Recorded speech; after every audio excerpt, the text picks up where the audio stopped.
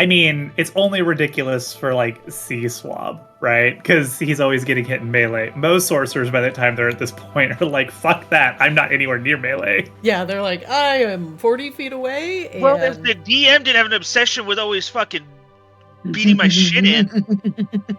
But okay, here's the thing though. A lot of people, when they play squishy caster classes in D&D, they cultivate some kind of way to get out of melee range. So I love that C-Swab just hasn't. Thunderstep. I mean, Thunderstep is great. That's a great option, yeah. It got me out last time. It did. Big fight. I had to Thunderstep my ass out of there. It was super clutch, actually. Did you also kill one of the guys who was on you when you did that?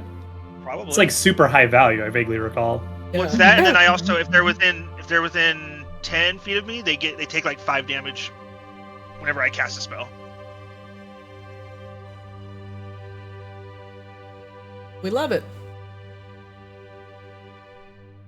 Christina also doesn't like respecting the traditional D&D tank rules, though, of oh, I'm going to send people after the tank character. Nah, she's like, man. fuck that. Kill There's the no one in the fun in dress. this game. She do be scary. I get it. I wouldn't go after me either. Someone told her to think like someone playing PvP and not PvE. Right. So she immediately goes for the high damage casters. Just hide behind the pillar, it's fine. I even made a wizard that's like a tank build, specifically to be a tank, because our other party didn't have one. Christina's like, nah. Rain that worked, too hard that worked to hit. 3 times. Make a dex save. Every monster's like, well, looks like a caster, talks like a caster. Nah, I'm gonna go after this other guy. Yep. The small blue one, or the small green one. They all have genetic memory built in now, of oh no, the last time we tried to hit this wizard, it did not go well. Oh, I think I do get a new spell at level 13. It said, Shit. You should get a new spell every level. You learn a new spell every sorcerer level. Mm-hmm. Okay, well then you get to choose. I know what I want to. I already know what I want. But then you only get access to the next higher level spells every 2 levels, I think. Let's see. What to do? I'm looking at D&D Beyond just for the list of the stuff, and I see the same ability twice, but one says Legacy. Is there a difference?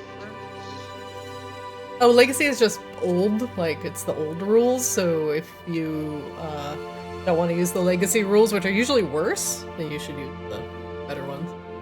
Is it the new core thing that they're changing to Legacy? Is that what it is? I don't know. I haven't even looked at the D&D whatever it's called.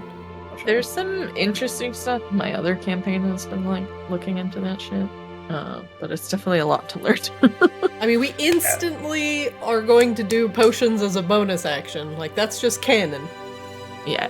I feel like we've been doing that already if you're drinking your own potions. I feel like that's been the case for a long time already. Basically, because drinking potions as an action feels terrible. But anything in the new rules that is just objectively better and we can all agree on it, then we will absolutely adopt it. Let's see, I'm looking at Artificer stuff.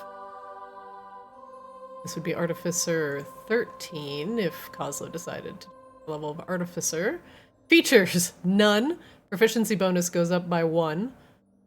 Still 8 infusions known. 4 infused items, 3 cantrips, and then you learn a 4th level spell at level 13. Yeah, it's basically just +1 to my proficiency bonus and 4th level spells. So I'm looking through the 4th level spells to see if I want to take that or if I want to go 1 more into Warlock to pick up Eldritch Invocations. Just to maybe if this messes with your calculus at all, I think you already got the proficiency bonus because proficiency is your cumulative level. It doesn't care if you're... Oh, okay. So if it happens at level 13, I think you already got it from when you took your level of Warlock. I double check. There's some fun stuff at 7th level for Sorcerer, but it's some of this stuff is we already kind of do this, plane shift. we've already got stuff for that. Reverse gravity, it's already fucking Rain's thing. Rain has a lot of those utility spells and like literally never has any occasion to use them. I'm gonna have plenty of occasion to use mine because it's gonna be so fun. Ooh. Firestorm! Woo! Fuck yeah. I am here for C-Swab just being the fucking evocation wizard of the party, even though he's a sorcerer. Well, like, it's fine. You can be a sorcerer, like, only a little shade. All right, let's get this leveling show on the road. Welcome back, everybody. It's been a very long 2 weeks. I've missed everybody. How you guys doing? Doing pretty good. Good. Yeah. I'm not dead yet. Wangdoodle's not dead. Apparently still living off of 4 hours of sleep. Unfortunately, my life has not returned to being under my own agency. Oh! Yeah. It's alright. I'm not counting the days since I was promoted to 2 jobs. It's alright. Where's that raise? No, it was there. Until they're like, yeah, we need you to do both jobs until the replacement's hired. That was, 2.5 months ago. 2 years later. So, like, yay, we're here for the company. Poor Wangdoodle. Well, good to see everybody kind of alive and kind of well, but at least we all showed up to D&D, so yes! Yes, welcome back. As we left in last session, a few of you have leveled up. So we're going to go over the level up process, make sure you guys all have your features and stuff plugged in before we get started. We'll do a quick recap and dive right into it. Grabella, you might be the easiest one to level, so I'm going to open up your character sheet here first. You have decided to be a level 14 barbarian. Congratulations! It looks like you have gained a path feature, which is your Rage Beyond Death. TLDR. Grabella just can't die. He's too angry and too much of a zealot to die. Too super upset to die. Beginning at 14th level, the divine power that fuels your rage, aka Azrael, allows you to shrug off fatal blows. When you're raging, having 0 hit points doesn't knock you unconscious. You must make death saving throws, and you suffer the normal effects of taking damage while at 0 hit points. However, if you would die due to failing death saves, you don't die until your rage ends, and only then you die if you have 0 hit points. So, Grabella. Big thumbs up. Yeah. I think I got 7 more HP. Not that I need it, but you know, it's there. And I'm all done. I'm easy peasy on this one. No choices. Very I like nice. it. No thinking, just barbarian. And then you rolled your hit points already, so it looks like Yeah, 7. 7 HP, bringing you to a grand total of 135. Very good. Looks like it already gave you Rage Beyond Death as well. Yep, sure did. Alright, then you are good to go, ma'am. Oh, also, I did fix a bug with Narcissa's soul hook. Apparently it was keying off intelligence as opposed to your strength. Sorry, Neresa's soul hook. So now it should do more damage than your sword in basically all instances.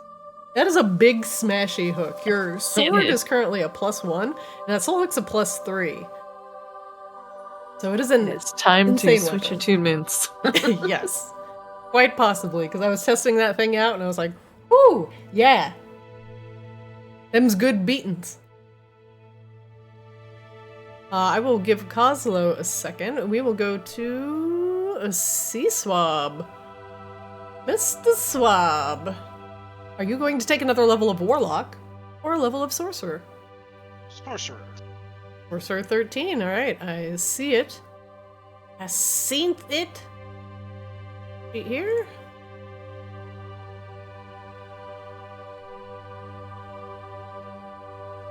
Alright, let's see what you get at Sorcerer 13.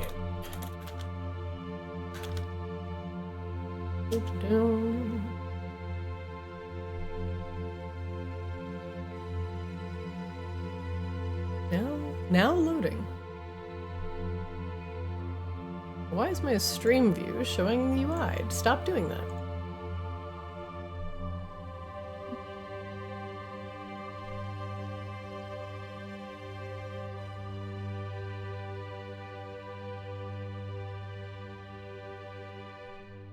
Today on Technical Difficulties. It's always something. But also there's a big update in between sessions, which updated D&D to 4.0. There's some new back-end features for me and some monster features. But at least the combat works, so. Hooray! Hooray! There was much. Let's check out stream view here.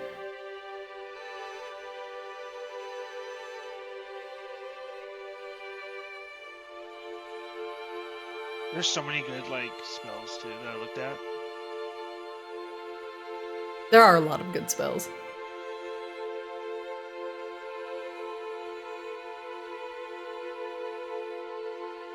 Finger of Death. Yep. Delayed Blast Fireball. Yep. Also good. Draconic Transformation. Great. Very Chompy-esque.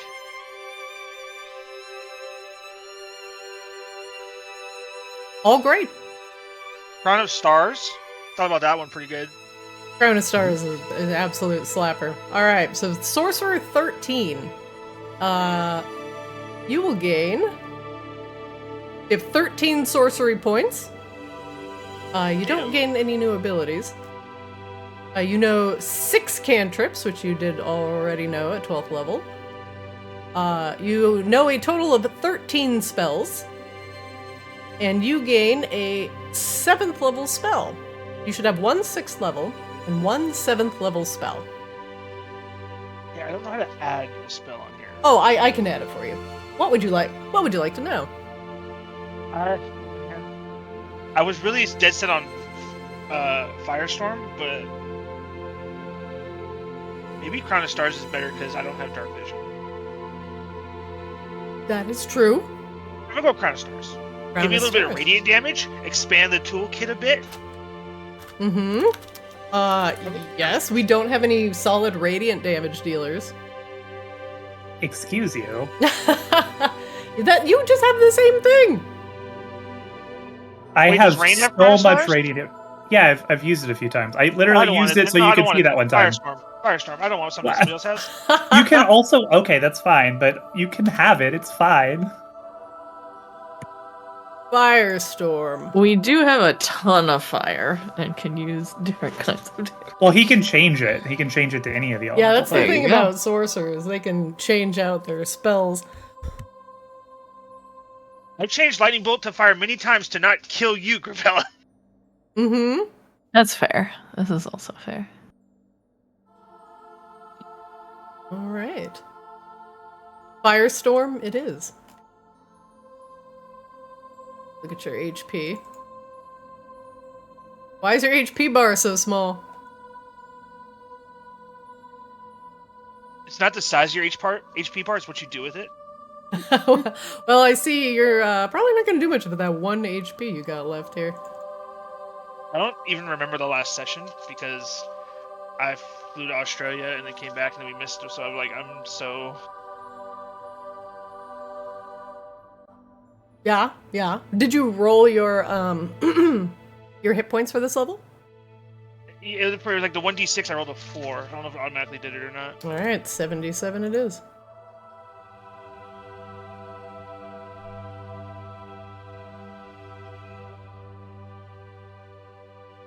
Wow.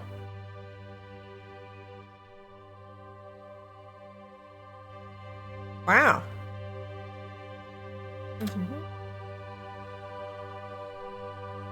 Yeah, it's meowing at me. Hey, buddy. What? It's time to chill. All right, very good. You are loaded up with Firestorm and ready to go. Oslo. Level of Warlock or another level of Artificer? I think we're going Warlock. Looking good. All right, let's get your level up process here. Warlock 2.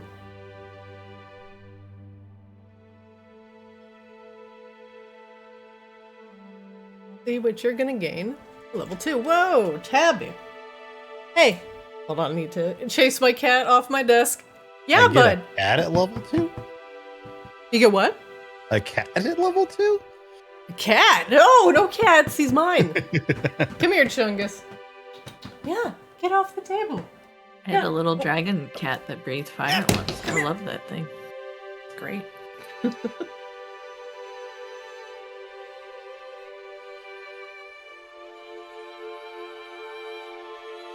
here. We can't be on the desk. Yeah. Yeah. You can be under the desk.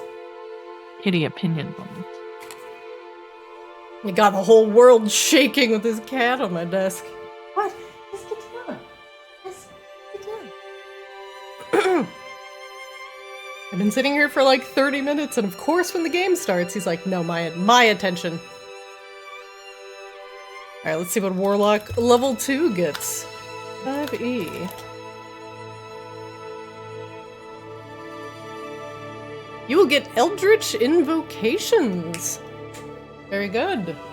2 cantrips known. 3 spells. 2 spell slots. And 2 Eldritch Invocations. You also get a 1d8 for hit dice. Roll me a 1d8, Kozlo.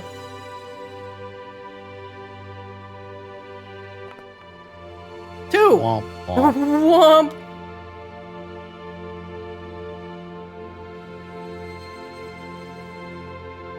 Alright, we'll put that in.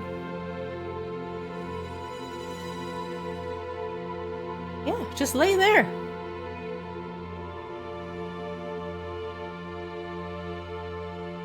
Alright, looking for the Eldritch Invocations. Eldritch.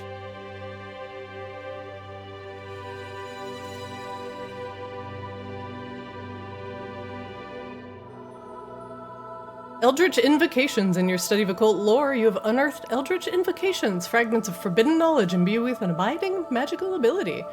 At 2nd level, you gain 2 Eldritch Invocations of your choice. Your invocation options are detailed at the end of the class description.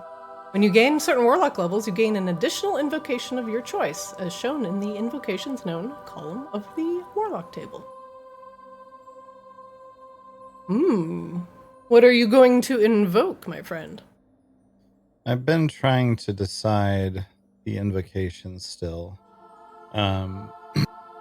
Spell-wise, because I gain another spell known, I'm going to pick up Cause Fear. Ooh, okay.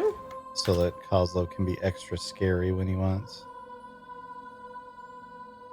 And I think for invocations, one we'll do is Eyes of the Runekeeper, just to make your life miserable. Eyes of the Runekeeper. Let's see what that is. Eyes of the... Is it Runekeeper? Yeah. You can read all writing. Okay. Yeah, I like that. That'll actually be useful.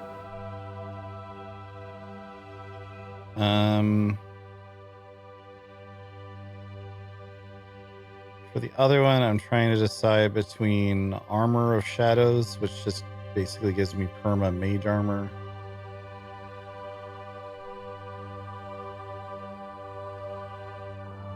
Thief of 5 Fates, which lets me cast Bane once per day.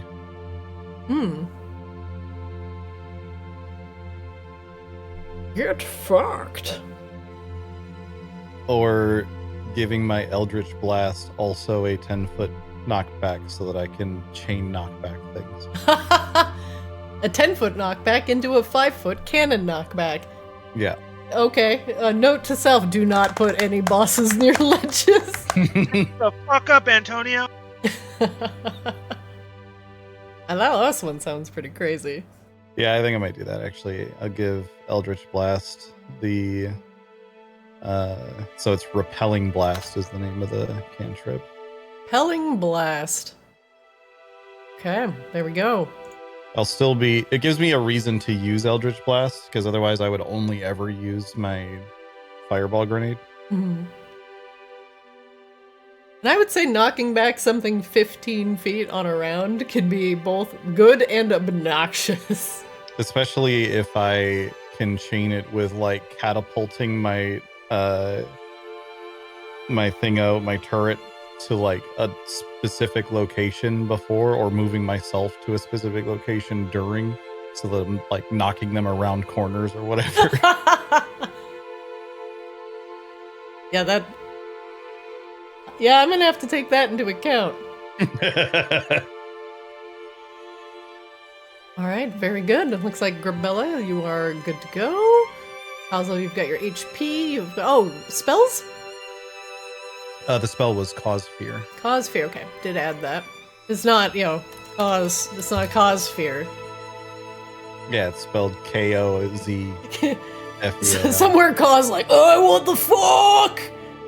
Oi! He's just screaming in Grabella's lair. I just cast it, and whatever I cast it on gets scared, but also Cause somewhere is like, ah! I just wakes up in a cold sweat. Ow! Cause Fear, son of Kozla. That's where the goblin baby booties are gonna go. Raid, that Kavik is perfect. Not Cause Fear KOZ would be because Cause is your new patron. Don't disgrace Azrael like that. They're right here. In your head. Mm-hmm, mm-hmm. Always watching, Wazowski. I mean, Sea-Swab. Always watching. Eyes of the Runekeeper, Repelling Blast, Cause Fear, looks good. Alright, I think everybody is good to go. Previously on Arctis. It's been a couple weeks. You all have accomplished much during that time. You've managed to kill a lich, regain phylacteries from another lich, and you have now cowed Narcissa into somewhat silence. She has told you her side of the story when it comes to Arctis. How the dragon is a massive cosmic parasite, and the Ascended, living in the astral plane, protect it from outside sources. But it also prevents anything from leaving into the astral as well. She claims that her people were previously star chasers, traveling across the cosmos on great ships, till the first elves came to Arctis and split into multiple tribes.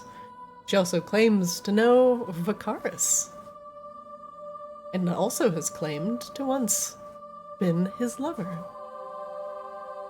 The history of the Frost Elves, as she had told you, was they had grown complacent, lazy, and she always wanted more. Though she seemed to conveniently leave out the part where she was inspired to become a lich. But she did mention significant facts about, facts in her mind about Arctis, and her desire to both stop Arctis from causing another great catastrophe by flying across the cosmos, eternally hiding from his mother, Tiamat. And if Arctis did decide to leave this planet, all the life that lived on Arctis's back would disappear and begin anew once Arctis found a new place to roost. But the magic warping blue lava that now coursed through Arctis seemed to be keeping it in place, as Arctis was possibly too wounded to move. Although Narcissa was ambivalent about the resolution of the slow, she had claimed that if you did decide to heal Arctis, perhaps he would take that opportunity to once again fly across the cosmos, ever pursued by his mother Tiamat. Whether this is true or not, the real truths lie in the Great Ice Library.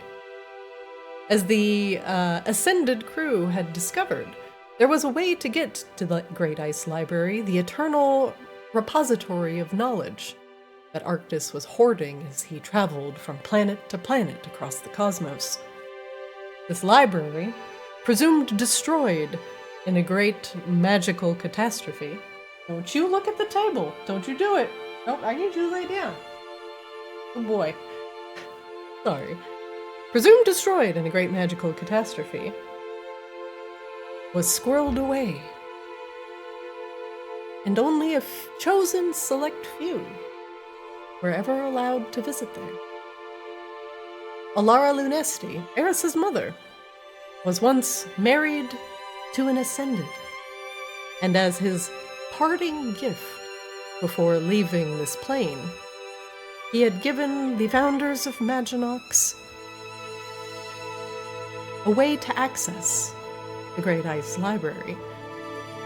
And once inside, you could ask Arctis any one single pressing question on your mind and get the truth. Don't you do it. I'm looking at you. With Rain, presumably what she was going to ask was how to stop the slow, and hopefully using the Great Ice Library would get the answer to that question. However, the rest of you should all think about what one question you want answered from the great repository of knowledge that is Arctis.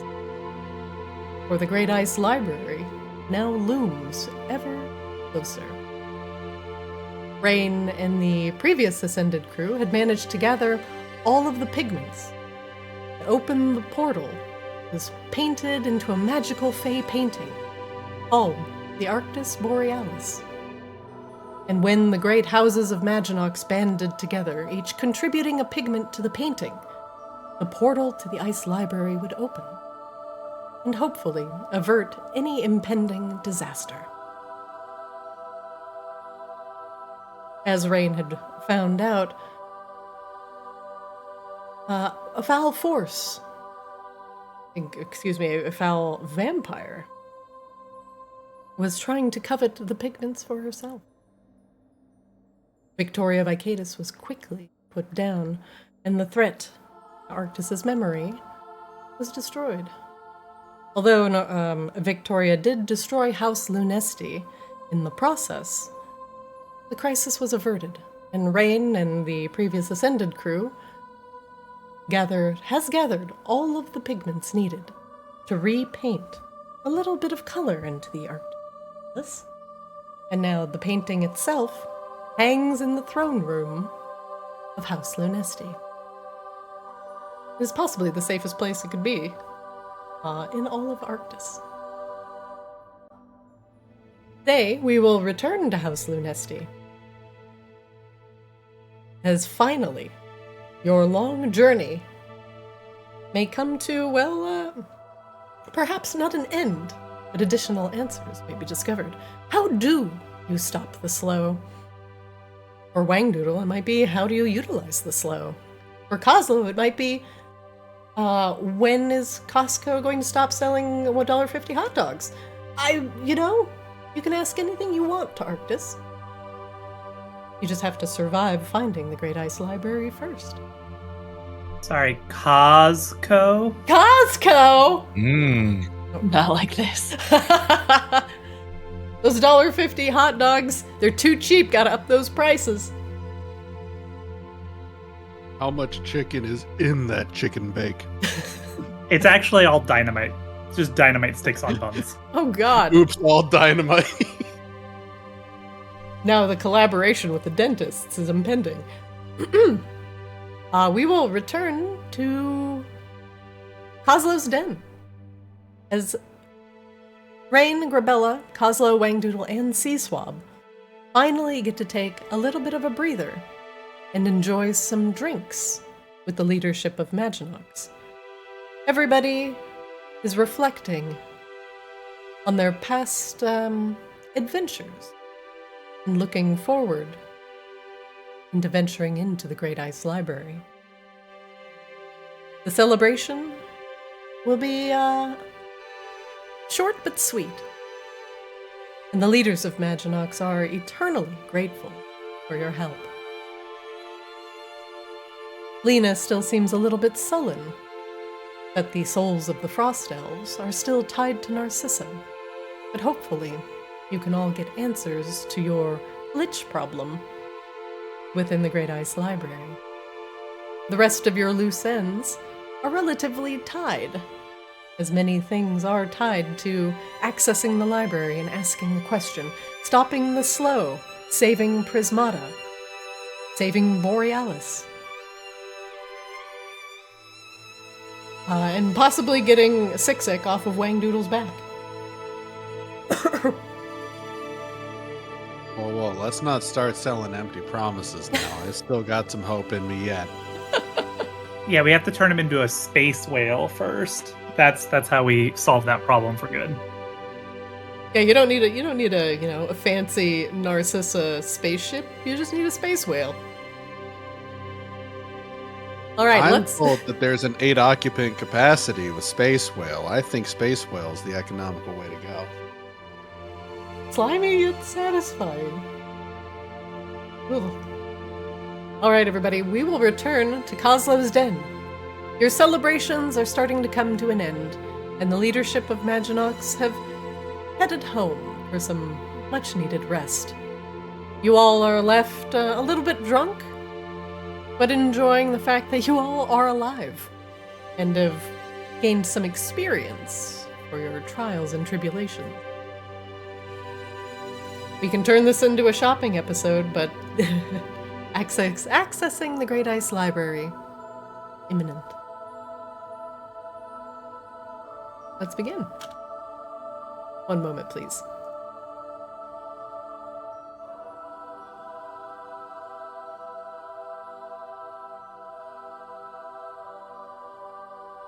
We'll remove our good friends Lena, Catherine,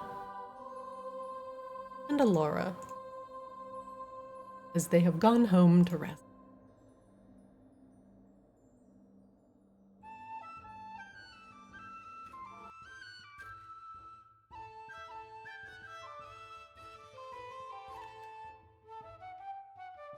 With the leadership of Maginox gone, and of course Lena not really drinking much because she is a spirit who cannot drink spirits, you are left in the presence of the Maginox royalty themselves, King Eris Lunesti and Rain. Oh no, we forgot Whale Doodle. Oh no! Wait, he's here. He's here, hold on. He's definitely Did we here. leave him in the vault? Oh god. Also, Wayne, how are we no. starting an episode with C-Swab already dead? He's got like No, that's one on hit brand. point. That's on brand. Listen, you dead? tequila's a hell of a drink, okay? It's true. Poor C-Swab. If I had a hit point for every time we started a session where C-Swab was significantly wounded, I would probably have as many hit points as Grabella. So true. It's true. Hold on, let me double check your HP here. In fact, because we leveled up, I'm gonna remove everybody's token here real quick. And we're gonna put you back on the board. Whee! Whee! Whee! Whee! Poor C-Swab, you are still quite dead. I'm just drunk. I'm passed out. HP value must be an integer. What has happened? Why? Why are you like this?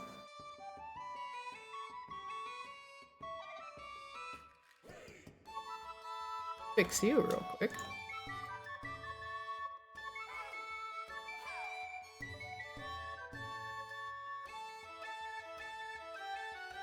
Poor C-Swab. Yeah, these things work.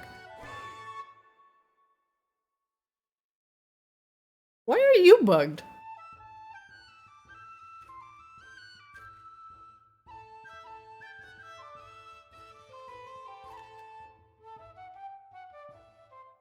I appreciate that even the bugs understand our brand. When I look at my character sheet, my initiative says plus NAN. That's not good. I'm gonna delete you. Why are you bugged? Less Nan. So no more glimmer wine for Sea Swab. I think it's a type of bread. That's non? Ooh, is it cat garlic? Garlic naan. It's great. Mm. Mm. Eh? Shit, now I want naan. Yeah, same. Mm-hmm. What air? Going.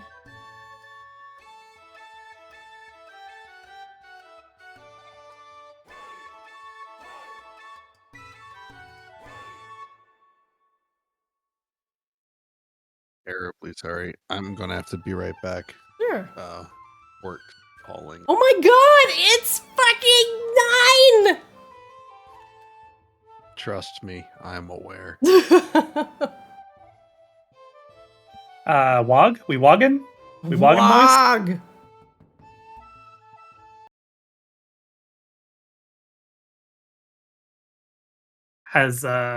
Has anybody tried beseeching Azrael?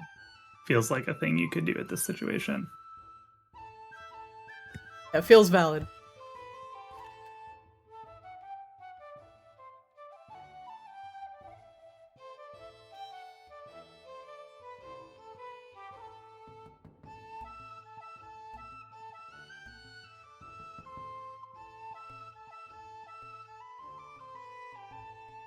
Oh, dear great and royal Azrael, your themness.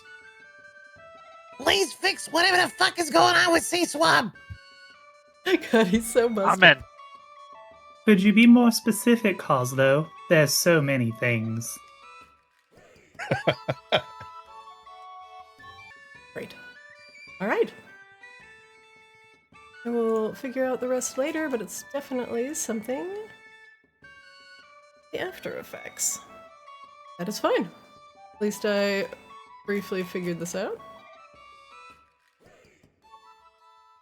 Sorry about the wait, guys. And sorry about losing Wang Doodle, but Wang Doodle's apparently passed out drunk on the couch, again. So let us return. I think we can just blame Tiamat and her gremlins keeping us from the ice library, so it's fine. You're off the hook. 100%.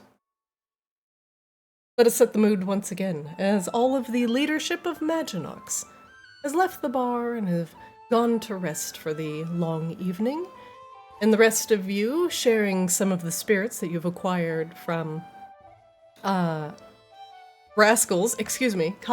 Reef. The dark and stormy going down easy. The other barrel of rum that you've brought in, also empty. And the glimmer wine is merely a colorful bottle sitting upon the table. The time for partying is over, and you all can decide if you would like to take a much-deserved long rest here on the couches of Kozlo's Den, or return to House Lunesti and prepare for your next steps. Some of your party may not know what exactly is the Great Ice Library. Why do you need to go there? And what exactly is it that you are going to accomplish? Rain might be able to drunkenly fill you in on some of these things as Eris looks sadly down the neck of the glimmer wine bottle. He tilts it upside down and looks a little bit sad as nothing comes out. Apparently, all the booze is gone. A snoring kobold sits on the couch, passed out and drooling upon the green upholstery. What do you all do? God damn it, Wang Doodle. We just got it all redone in here. No! Sick. Get away from me! We really gotta work on his alcohol tolerance. Rain pulls out her private bottle of glimmer wine, watching Eris look sadly at the empty one in front of him and like, oh, what do I have here? He grasps at it like a child being shown a puppy. Gimme, Mm-hmm. gimme. Maybe we should take this back somewhere a little bit more private, though. I wouldn't mind turning in. Apparently, it's been a long day for all of us, especially that one. You He won't points at be Wing. you won't be getting a long rest, Ara. Sorry. Bye, everyone. Good luck with your ice library. He pouts and he's like, "What is that?" Oh. Have fun. Keen. Do you all return to House Lunesti to plan your next steps? Yeah, why not? Do I have a bed there or do I sleep here? I don't actually remember. You do have a bed there. All right. Always a bed for friends. Hooray. Why are all these pineapples upside down?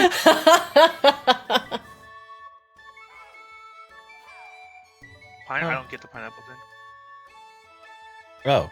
Oh. Someone. Why did we say, oh, like this is, I'm missing something here. Oh. Oh dear. Do I just need to Google upside down pineapple? Is this what needs to happen? Do not Google. It's a Cosmo, handle this. You don't have to handle me In with character, gloves, please. okay? I'm In just character. fucking I'm like person here. debating do I answer this in character?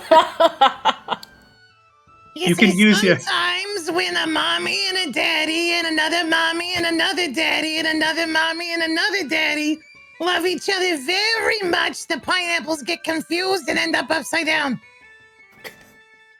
Like a swinger Sure, thing? we'll go with that. Yes. Yeah, it's like this weird if you walk into a house and they've got upside down pineapples on the walls, that means they're swingers thing. Oh, okay. Yes, it's a swingers. All right, getting Grabella on the board, putting Coslo in bed alone. Wang Doodle on the couch. So House Thanks for Lunesti the is a swinger house? clarification. How else is Coslo gonna get pregnant? Come on now. The Purgante? Wait, pineapples don't make you pregnant, do they? I love the idea that goblins are actually secretly asexual, but like literally none of them know this. All right, let us return as the rest of you get it together just enough to shuffle your way out of the bar. Eris pulls up the hood of his cloak, but keeps the glimmer wine bottle close at hand. The rest of you can drunkenly stumble your way back to House Lunesti, except for Wangdoodle, who's probably being carried by Grabella. The guards greet you at the gate and discreetly usher you in. You are led by the goblin handmaidens upstairs, back to your cozy beds. The rest of the visiting Somniari that were here for a lot of the royal processions have dissipated, and now you have full and comfortable rooms all to yourselves that are no longer being taken over by numerous guests. However, some of the Somniari still wander the halls and have not dissipated quite yet, but it makes the castle feel a little bit less active than it was previously. Do they wander the halls because they're trying to find the room that they grabbed the key out of the bowl for?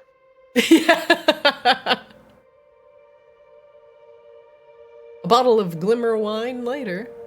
The rest of you, actually, everybody can take a long rest, except possibly Eris, who has been threatened with upside-down pineapples. I don't see my token anywhere. Oh, why is it? Oh, that's because I'm very stupid. Excuse me. I thought Grabella was you. Also, would I Grabella get the carry two of them mixed Wangdoodle up a like lot. under her arm, like a case of beer, or would she have more of like a baby Bjorn thing for Wangdoodle, or would it be like she kind of like straps her to her back but avoids the spikes on her shoulders? I think it's like a baby Bjorn thing, because that's what I did for Coslo when he was a cactus. Yeah, we've established that as canon a few times, I feel like. Okay, just Yeah. making Pretty sure. safe. She's Mhm. just got the Baby, little baby Bjorn. stick tiny person in There into- was that time that she carried Bronx around in a jar for like an hour. Yep, I've also done that. I like carrying around small creatures. I feel like that was a situation where it was like an hour of game time, but it was actually like a week and a half of like in world time, if I remember correctly. We're just like, oh shit, yeah, he's still in this fucking jar. The rest of you, after the evening of celebrations and just, pissing the night away, you wake up safely within House Lunesti. Wangdoodle is still passed out, curled up like a cat on the couch. And Seaswab, you've been keeping a close eye on your friend, rolling him over just in case he might have a little erp. Rain and Eris are in the next room, and Coslo is in the adjoining room to the west. Grabella, your 4 hours of rest pass by very quickly, and you can hear the soft footfalls of the various Somniari wandering the halls, and the even softer footfalls of Callie, as you can hear her outside your door, clearing her throat and knocking politely. Hello. Grabella? Come in. Not naked or anything, it's fine. Callie steps in, shuts the door.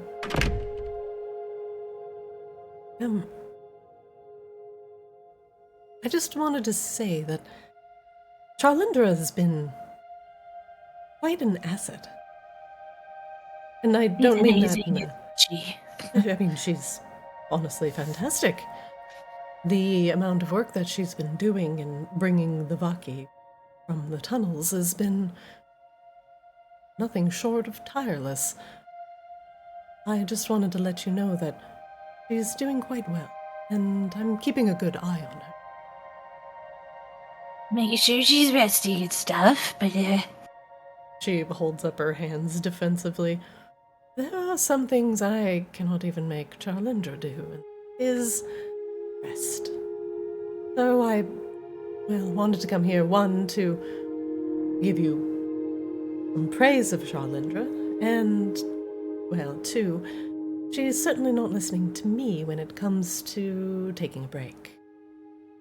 If you do happen to see her, tell her that it is necessary for her to rest from time to time. I'll try to do that. I'll also let you in on a little. Oh, what's that? Just get her a big bowl of pasta. She looks a little taken aback. Pasta? Yeah, we love pasta. Oh, so her motivation is food. It'll at least make her sit down and eat. Anything specific that she likes? Merely noodles? Any kind of pasta. We once had a buffet of pasta. It was the best thing ever. Callie's just like, at this point it looks like she's humoring you, but she takes it to heart. I'll tell you what, next time I see her, I'll say that Grabella brought this, and give her a bit of ration of pasta. Yep, yeah, I can give you money too. No, please. I can afford a bit of pasta. Plus, she's done more than enough work to earn her keep, so to say. But yeah, I like that. Also, here. And she'll grab a piece of paper and just write, "I miss you, I love you, Grabella," and then fold it up and then hand it over to her. And this with the pasta. of course, she discreetly folds it in half and places it in her satchel. I just wanted to say, and I understand that you and Charlindra are very close, and I wish I had someone just as hardworking as her. That's all. Yeah, I should introduce you to Volka. She nods. Oh, yes. I remember Volka took a bit of a wound, but I have not seen her since. She's She's in good care. She'll be back soon. Very well. I will give her this note and the pasta, post-haste. Thank you, Callie. Oh, and wait, how is everyone doing? I know things have been quite hectic in Maginox, but at least we're getting most of the refugees from Vakaris out of the city. But what about you? I'm doing what I can. I'm trying to do everything to help the Vakarans, but maybe not be there because some of them hate me. They are looking for someone or something to blame.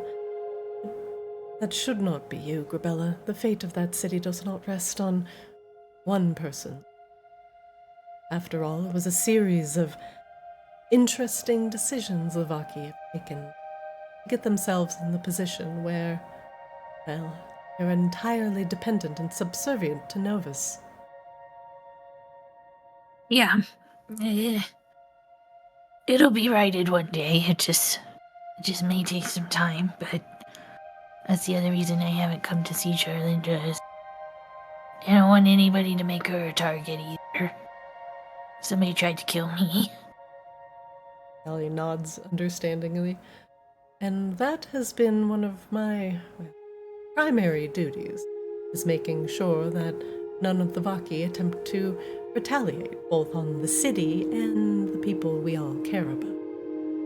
But I thought it might bring you some small comfort to know that Charlindra is doing all right, if not pushing herself to exhaustion, working around the clock. Yeah, you're probably right that telling her not to wouldn't work, but try the pasta. A little untraditional bit of inspiration, but I'll give it a try. If anything, I knew you would have some sort of idea. I would have never thought of pasta. It's a weird thing from when we first started seeing each other. It's just, yeah. But, thank you for looking after her, and we'll find you a cute, hardworking lady soon, Callie, I promise. Grabella just winks at her. She stammers a bit. I've been so busy doing things right with House Lunesti. Well, maybe, when Volka gets back, you should, ask her out for a drink. She's amazing. I would most certainly have to run that by Eris and Rain. I owe them a lot. They did save me from Victoria Vicadis. Not sure if they've told you that, but she absent-mindedly rubs a scar on the center of her forehead and looks a bit distant. Yeah, I'm sure they would still want you to be happy. I hope so. It's hard doing all this stuff that we do and even getting a little bit of that, so.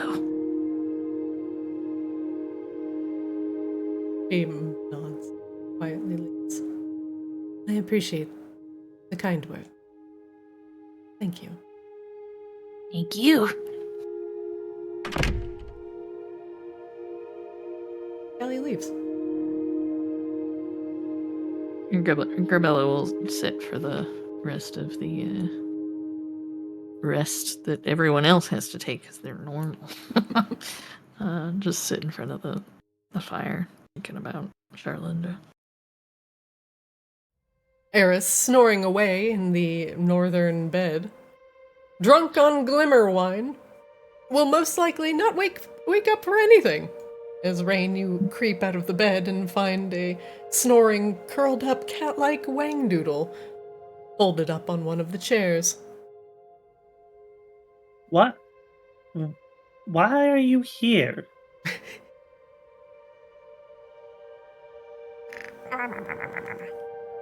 Sea Swab is in the room with you. Yeah, no, that's who Ray was talking to. You have your I own had to bed, make sure he didn't Bob. choke on his own vomit. Had to turn him on his side. He also has his own bed. All right, whatever. It's fine. I just kind of woke up in here, man. I don't know. Oh, it was one of those nights. One too many dark and stormies.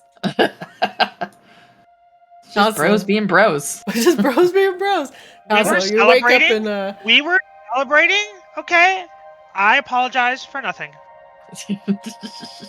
After a little bit of partying with the leadership of Maginox, you wake up in a comfortable bed that you have not slept in before. Okay, but if everybody was drunk, how did only you two end up here? Did we lose Grabella? And where's Coslow? Check the potted plants. True. Super true. Trying to use like the telepathy bond to talk to each other, but it's just a pounding headache, so you can't like think of with your brain to speak with people. Yeah, Rain hasn't put that up for the day, so you're also just giving yourself a pounding headache, trying to use telepathy that you don't have. You're just thinking really hard. The voice in your head echoes through your skull. Cecil, are you okay? I can see a vein popping out of your forehead. Where are you in? I don't know, where are you? Grabella wandering the halls. Two Somniari that you pass whisper to each other as you go by. Sea-Swab. Grabella, where are you? Oh my god. I You don't guys know, are just I'm in a ramming into each hallway. other. I'm in a hallway where people are whispering. Probably that. It's fine. Oh god, there's Grabella. I made it. Alright. We do need to check all the potted plants, though, for Coslow. Oh god. This door has pineapples that are upside down on it for some reason. You hear two female voices coming from behind the door. Oh no. I don't know if that's... I don't know if you should go in there, Sea-Swab.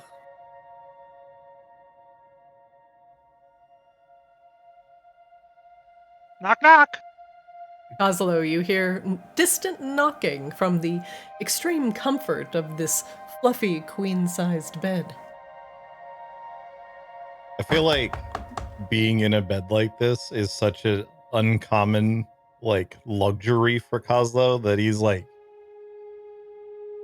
they're gonna have to find him. He's not gonna get out of it to go looking. You've just Or sunk you're allergic into to high this... thread count sheets. You've sunk into this feather bed, the blankets curled around you. You're so warm and comfy. It's like you never want to leave again. You have 2 businesses to your name just earning you money. You close your eyes and you just hear the gold count. Ding, ding, ding. You don't even have to do anything. Passive income is glorious. You've never been so successful, so wanted, so handsome. This is success. Sleeping in a castle. Oh, and This is how he gets impregnated. the dream is broken by the cawing sounds of Sea-Swab coming from outside the walls to the north. The pounding continues. Coslow would be the sort of character to somehow get pregnant via a wet dream. Good lord. to be fair, I believe sexual arousal and like financial stability are like the same thing in goblin culture. So this makes sense. Yeah. That's true. That's very true. Sea-Swab, you know he's in there. You see the greasy little goblin handprint, just slightly lower than the door handle as he drunkenly pawed at it, trying to open it on his way back here. He's in here. And I'm just gonna like pound on it like one more time. Coslow! Be decent. We're coming in. All right, let's just go in.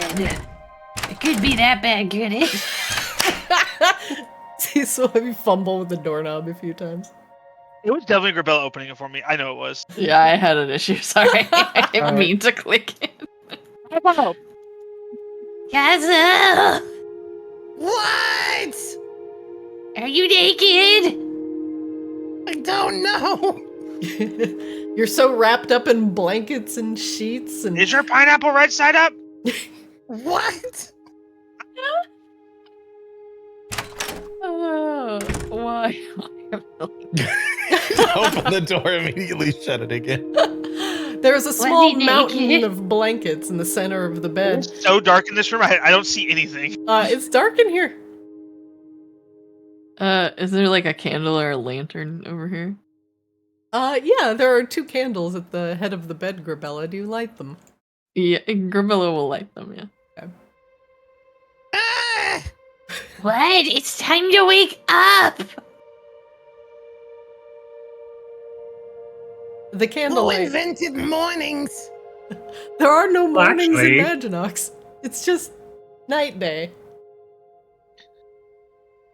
Honestly, Kozlo I is don't know why we're absolutely- waking Kozlo up. It's like cheat day. Yeah, let me go back to my blanket hovel that I've now burrowed myself into. He's definitely just like a pile of blankets with 2 red eyes just blinking out from it. You could bring your blankets and your pillows with you, Kozlo, and just hang out on the couch in my room. Wait, really? I could keep the blankets? Sure, we can build a whole little blanket fort in there. Kozlo like springs from the bed, but he's like still dragging the blankets with him, so he kind of flops over a bunch, rolls around on the ground. The long blanket drags behind him across the wooden floor as Kozlo skitters past Sea Swab. These blankets are definitely like completely ruined, by the way. What's sad is like Having a goblin in them for more than 5 minutes, it's done. my It's dog. fine. My Reflected in dog your next to backspell. my computer. There's like a dog bed. We have like a little blanket on there, and she like burrows into it. But then like sometimes when she gets up to go, she'll start walking, and the blanket won't come off of her, so she drags it, so she looks like it's a turtle shell. That's exactly what is happening here. So I can visualize perfectly what's happening to Kozlo. Wangdoodle is still on the couch. I just had to remove him because this is with my camera.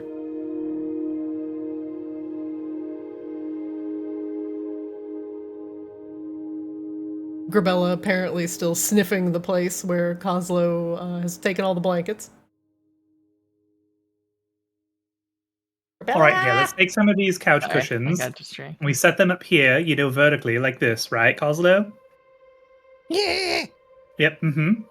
And then we take your blanket, we throw it over the top. And here, grab some of these couch cushions and some of these throw pillows just for extra reinforcement. Brain tosses you some more couch cushions and pillows. Kozlo's definitely like pulling them out from under Wangdoodle also. Yeah, Wangdoodle is definitely like this is totally a pull-out couch, and now he's sitting like in the mechanics of the pull-out couch now.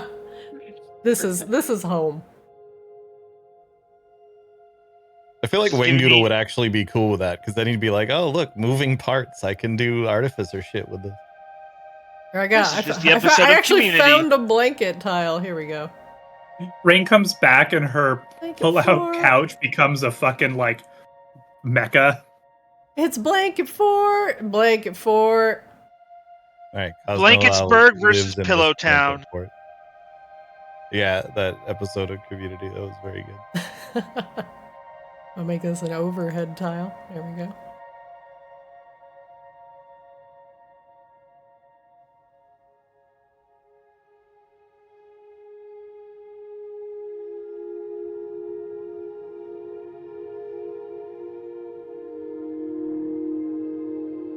Kozlo uses whatever remaining blankets to just wrap himself up into a little bundle again and is now falling back asleep in his blanket fort.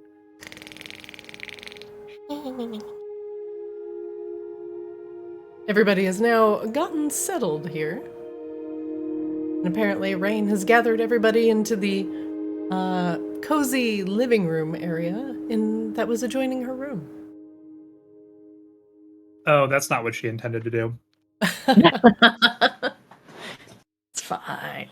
Great, everybody's here now. Yeah. I don't know why, but yay. Well, what do we, what's next on the to-do list? Oh, we're going to the ice library. That'd be great. Lovely. Mm-hmm. Save Is the there world, anything we etc. need to bring? Probably healing potions. Might need some more. I'll take through my bag in a second. Otherwise, I don't know. I don't know what's going to be there, honestly. In theory, it's a place that's been sealed for hundreds, if not thousands of years. So, probably a lot of traps, if anything. Maybe some kind of weird psychic emanations from a sleeping dragon who may or may not be of this world. You know, those types of things. Weird automata ready to murder any interlopers. That's what I assume, anyway. Rain hops on the couch. Okay, all right. Gorilla just kind of stares off. She doesn't know what to do with it. I have 2 potions of healing. We should get, and 4 regular ones. What does everybody else? I think Rain is down to 1 healing potion because she keeps giving you all of her healing potions. I have a potion Yeah. of like regular potion of healing and a potion of greater healing. Okay. I also have poison resistance and some truth serum. You saw more truth serum, or did you use that? You know what? We did use that one, didn't we? Mm-hmm. Mm-hmm. I gotta delete this then. I think I actually have some in my thing too. 2 regular potions of healing, but also I can heal. So I have a handful of potions.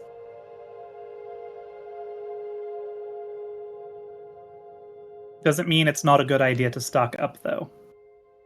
Yeah. Considering we no longer have a cleric. Yeah, that would be good. I, of course, mean the big fluffy bugbear, Akashaba. I don't know who you're talking about. His Oh, own height. A bug. I don't know. bear? Azrael was always gonna make me feel better. Don't lie, Gerbella. Don't lie now because they're your patron. I wouldn't call him a cleric, but she knows that she You didn't die when he was around. Blaspheme against Azrael. Blasphemer! Heretic.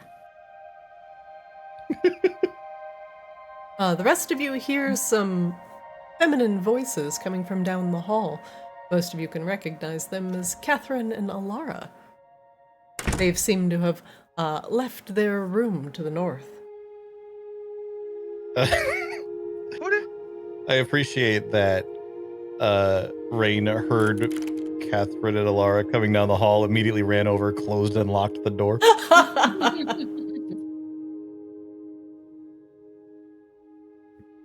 Rain, you feel a sense of gravitas as a lot of the adventures that you've been having have all really led up to this. The Arctis Borealis hangs in the throne room. A little bit desaturated as it's lacking many of the pigments that have been pulled out of it and given to the leadership of Maginox, stolen by Victoria Vicadus, and then once again recovered. Now they all sit in your grasp. And it seems like the Great Ice Library is just a ritual away. You're not sure if you and your friends are entirely prepared for what is to come.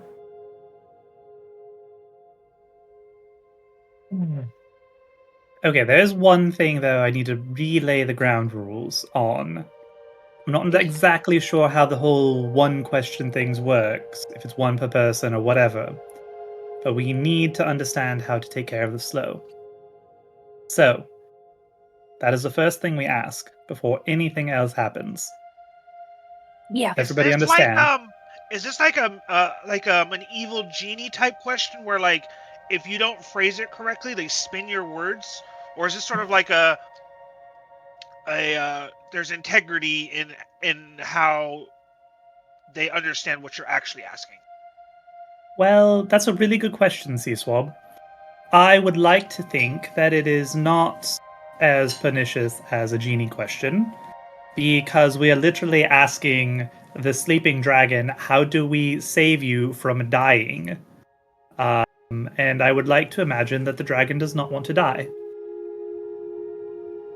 We're kind of asking him to help us help him. And Rain, you are aware that Arctis, being a repository of knowledge, will probably just end up referencing all of the knowledge that he has accumulated throughout, well, the many, many years.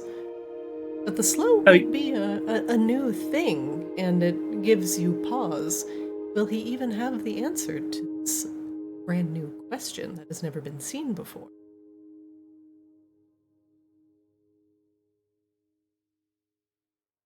Yep, that might be a problem too. Random voice that speaks in the ether from time to time. I'm your What if we each get a subconscious. question? Should we make sure that we cover our bases if we each get a question, just in case? Well, the other thing we need to ask about is the nurse's soul thing, right? I don't think we really need to ask about that. About saving him? About saving who? Narcissa? No, the souls. Oh. Nah. Think that's something we can kind of figure out. I have to step away one quick second. As I mean, Kitty we- has caused hairball issues in my room. Oh no. Oh no. I mean, we could literally just, extract Narcissa, right? I thought if she went, the souls win. Well, I thought we were talking about a possible solution that would result. Look, we were talking with the artificers about looking into the research of how we plan to extract Lucaris from the crystal. I think we were talking about possibly using that to extract her safely, or some variation therein. I know the artificers are looking into it. If we have extra questions, though, I think it's fine to include that. Yeah. Alternatively, I had an idea, actually, that I would like to put forth in front of all of you. Okay. Wouldn't it be really funny? You have your friend who can resurrect things, like truly resurrect things, bring them back from the dead. Technically, Narcissa is very dead. Wouldn't it be really funny if we brought her back to life and she was no longer a lich? Hmm. And she would no longer have any power over those souls. They would be free. And she would be sort of at our mercy as a mortal again. Could be interesting. I know it took a lot for him to be able to do that. What do you guys think? I really like the idea of bringing her back from the dead as not a lich. I think that would be funny. Also possible she would actually kind of appreciate that and maybe see that the current state of affairs is not all bad. And maybe we wouldn't have to kill her. But if we did have to kill her, then we kill her. Yeah, I'm more worried about the souls than her, if I'm honest. Well, she would no longer have power over the souls, and I assume that house. Wow, I'm blanking. Umbrellas would be able to shepherd them like normal. Yeah. That Somebody isn't- would explain this to Kazuo like he was buried in the blankets and couldn't hear us. This isn't the problem. It's like she's got them all frozen, right? Like under her control. Yeah. She didn't want them to be reborn. You all can feel Azrael stirring a little bit in the back of your mind. Resurrecting something that has been so long dead, including a lich, might be something very interesting to pursue. And as you can hear Azrael's crazed kind of ramblings in the back of your head, like, I don't know, it depends on, but it's definitely possible. Yes. My head hurts.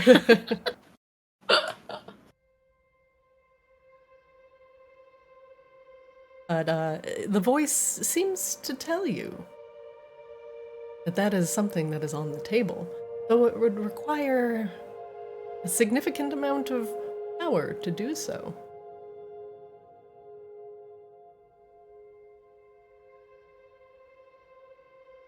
So that is definitely an option.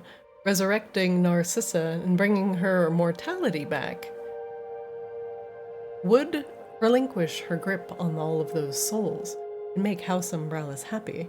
Plus, returning all of those frost elves to the fold that is Arctis would indeed re-empower Arctis, hopefully to better fight off this infection called the Slow. Honestly, between Azrael's mad ramblings and the various voices of Azrael buzzing in the back of your head, they all seem to agree that Rain might be onto something. I think you're onto something, but it hurts my head. Well, Rain is happy to hear that all of the random peasant souls that comprise Azrael agree with her extremely complex arcane mathematics. Oh, good. The horse girl agrees with my plan. Lovely.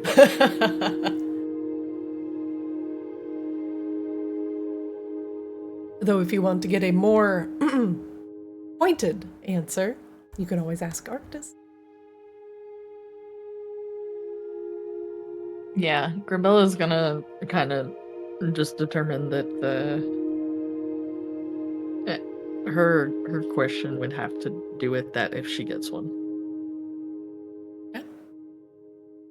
And what about Seaswab and Coslow? If you were to ask Arctis any singular question, what would it be? Would it be something for personal gain, or something to potentially help the world? God, don't. Why did they decide on pineapples to be upside down? I'm glad we're doing a test run. This is good, actually. Am I pregnant? All of these questions and more, now answered. I feel like Seaswab would definitely ask, I guess in a way more selfish question in a sense, but like that also helps. Seaswab would probably like to know like how he can further harness like the elements and become more powerful, but not in like I want to like use my power to take over stuff. I want the knowledge more than I want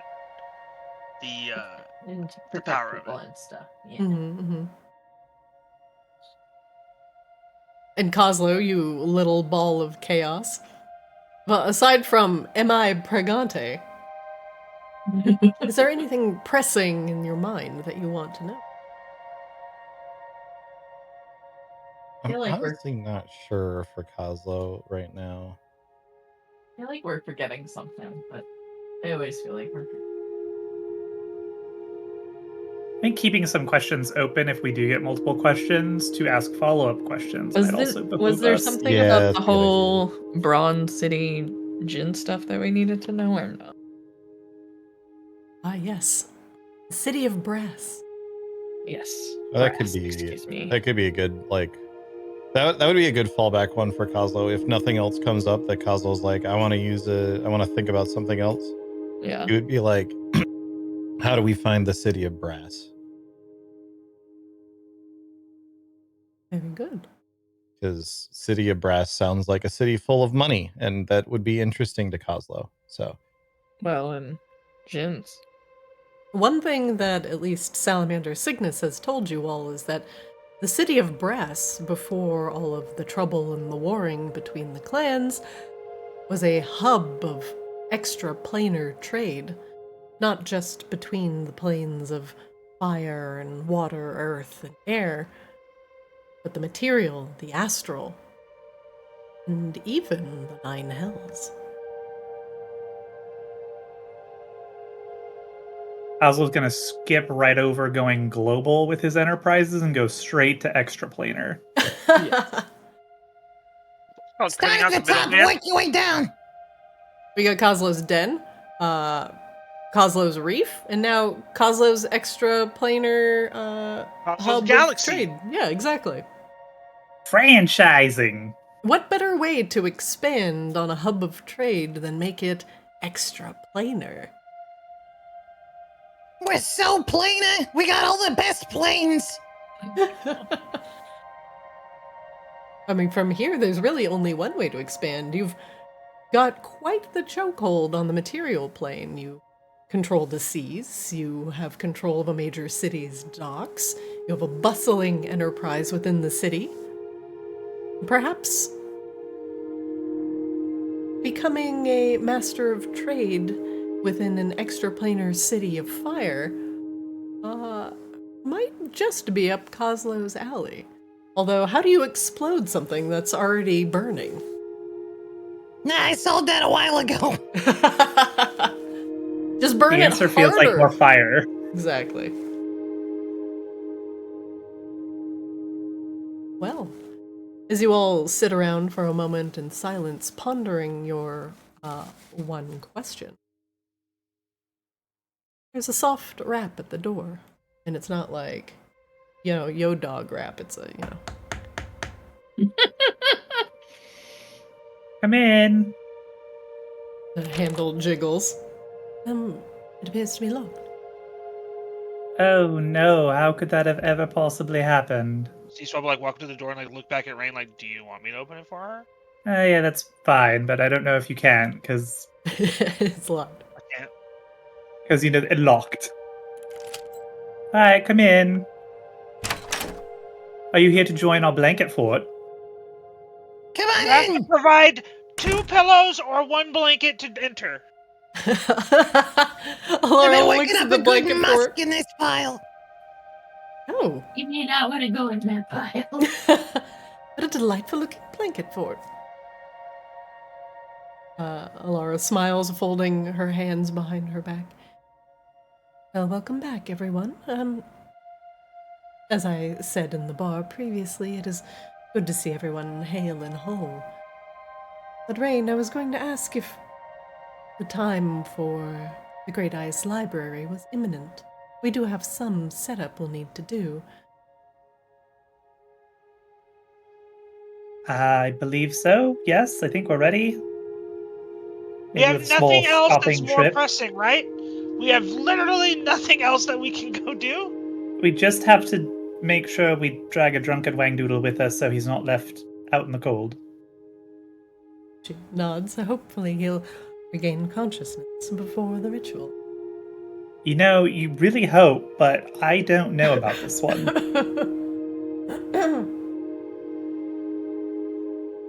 We're sure there's nothing else we have to do first. You just stalling now. This can cannot be kicked any further down the road. I mean, eventually the slow just swallows everything up and we all die, so it is little important. Entropy. Let's go. Alara glances at the ground for a moment and then back up at Rain. Once you enter the portal to the Great Ice Library, there will be no turning back until your quest is complete. So I suggest taking everything that you need. Potions?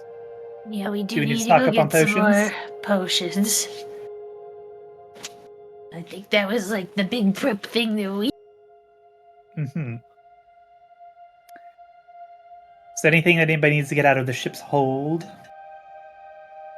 Any particularly interesting magical item you had your eye on, but felt a little too greedy to just take along with everything else? Because now's the time to use it if you're going to use it. What was the thing that we absolutely were not allowed to touch? The Helm of Demon Command. Yeah. The one that might summon a fucking demon lord or something. Yep. Remind me, is the hook a two-hander? The one-hander. It's a one-hander, so I could unattune to my blade and attune to that and Yep. still have my shield? Okay. Let's say that was also something that she was I should double check my attendance. chilling by the fire, because I had that thought and then didn't remember it until now. Yeah, absolutely. Into that. There you go. Wait. Oh, Okay, there you go. I fixed it. Okay, still change the shield. And Oh shit! It has reach. It does. That's amazing. I'm attuned to 3 things, aren't I? Yeah. What's the third one? Your shields. You have the shield, the soul hook. I'm scrolling. There's one more thing. I know there's something. Oh, it's I'm the just gauntlets of ogre power. Oh, okay. Doesn't have an attune, button, but that's fine. I was gonna say I know I had 3, so. Is it your armor? It's not your armor, is it? No. One day I'll have to get a fancier version of my armor. Yeah, it should Also, if be there's any the gauntlets, I think. If there's any equipment anybody needs to forge, we have plenty of. With all these buttons. We have several Borean shards. I don't know if anybody, like Kalza, you got the resonant gem. I don't know if there's anything that we need to enchant or forge before we go. Or combine.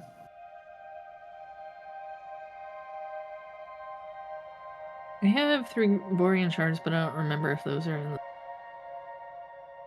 Are they the green ones? If they're the green ones, I think we put them in the scorpions, technically. Yeah, should I just take those out of my inventory? Yeah, if you used them for the scorpions, then they're gone. Okay. I thought so, just check it.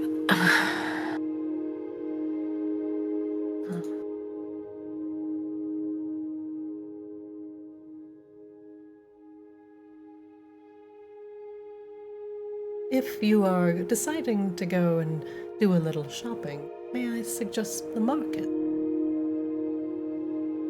If you're doing such, then we can make sure we have everything we need here in order to do the ritual. Sounds good. And everybody will be all stocked up and ready to go, because I assume you have no idea what we're going to find on the other side, do you, Alara? She shakes her head. No, I no idea. When Lokari left us, he just said to use the pigments in the time of our greatest need, and I could not imagine a time more great than now. The slow encroaches on everything Arctis touches.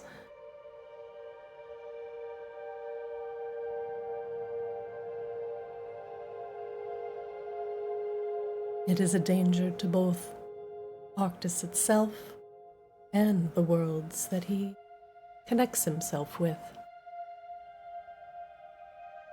But as for the details of the Great Ice Library, I do not know. I do know that it is said that Arctis himself took it with him, took it away from the people of Arctis during the great raising of Verticula.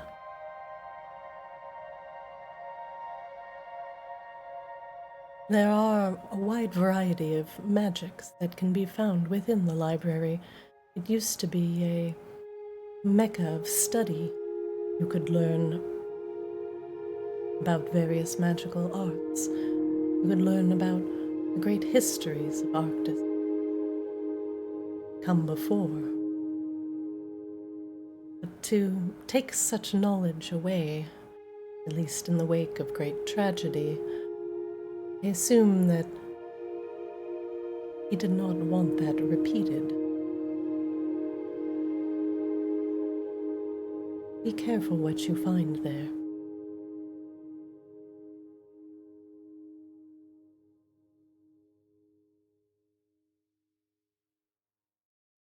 Rather ominous note to end that on, but duly noted. Nods. If Arctis felt so strongly as to take this knowledge away from the people that lived on its back. There must be something of great danger, great import there. It is not that one could walk into the library and instantly commune with Arctis, but it was a hub of both memory, knowledge, learning, and, well, is also a place where even necromancy thrived, leading to the raising.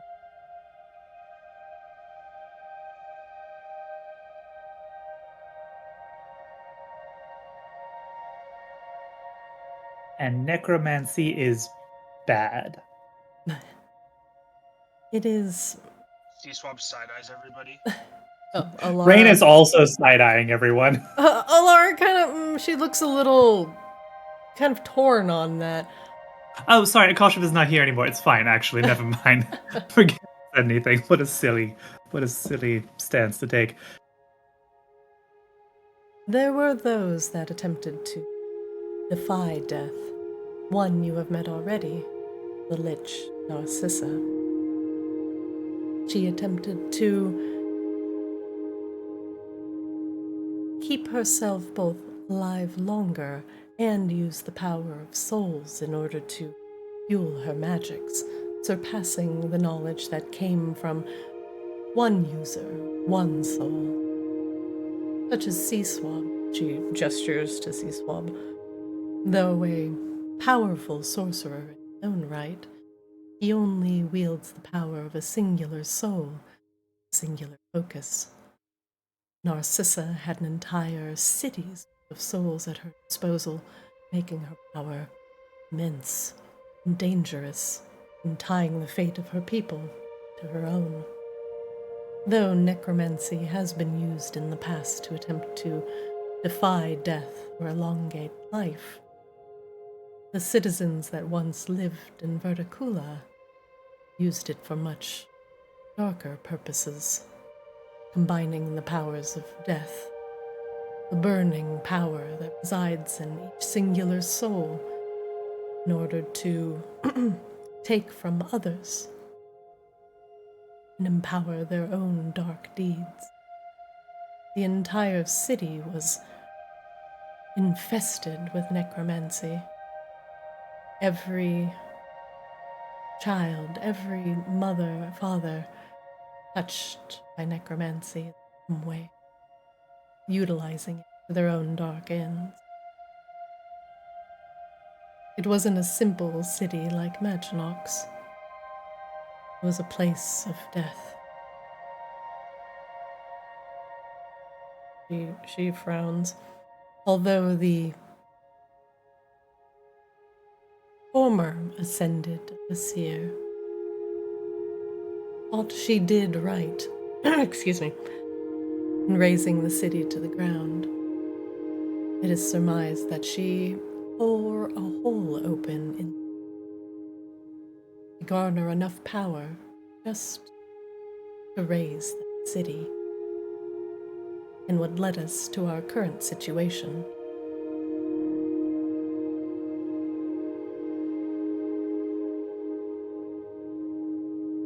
She sighs.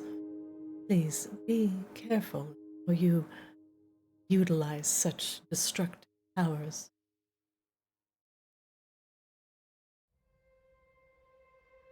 Good thing here that nobody here is lacking for destructive powers, so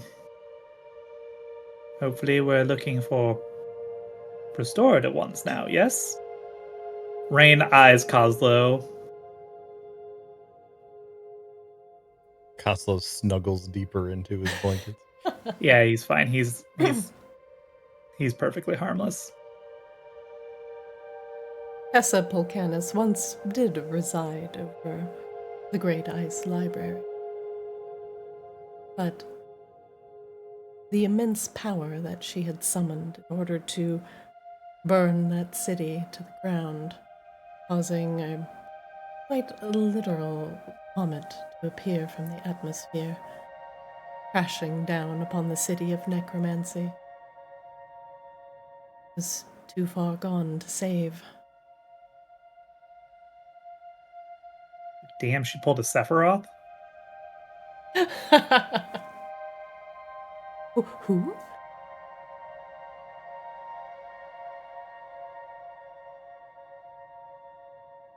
The amount of power that she pulled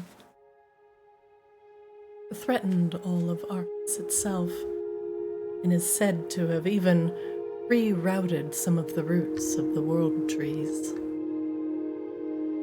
This sort of power was only seconded by the power of necromancy itself, utilizing souls for power, as opposed to the raw elements of magic.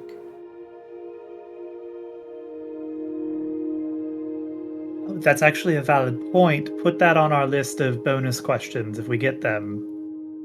How to rewrite ley lines so we can potentially help out Magmara. Just don't reroute all of them into singular focus, as it is said that Tessa Polcanis did. No. Remember, we want to do the thing where we're more equitable about things and unfuck shit that's Novus fucked. I believe Tessa once had noble intention, well, in rerouting ley lines. Just Yes, to blow up a whole city. Yes, yeah, I get what you're saying with great power, great responsibility, etc. yes. But whatever we do here is going to require great power to undo what has already been done. I respect and I appreciate your warnings, but we are going to have to crack a few eggs to make this omelet. And we should all be prepared for that. I just bring some words of warning, as I've seen noble intentions go so awry.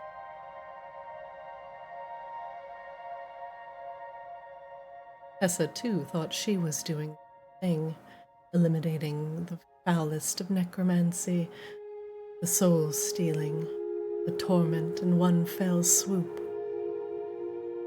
And although she was successful, merely caused another problem, the weakening of the barriers around Arctis just enough for Tiamat to sink her teeth into his flesh. And see, maybe that's precisely the problem. If you're going to eliminate evil things, you kind of got to be a little bit more personal about it. You got to get right up in their face and slide the knife in between their ribs. Worked out okay here with the Vicadans and now Styx. It did. And I only hope that your future endeavors will be as surgical as they have been in the past. I have full faith in you that you will all be successful. I just come with words of warning. That is all. And concern. You have done so much for this city, and we are forever in your debt. I have lost... There's a lot to do still. I've lost too many noble intentions.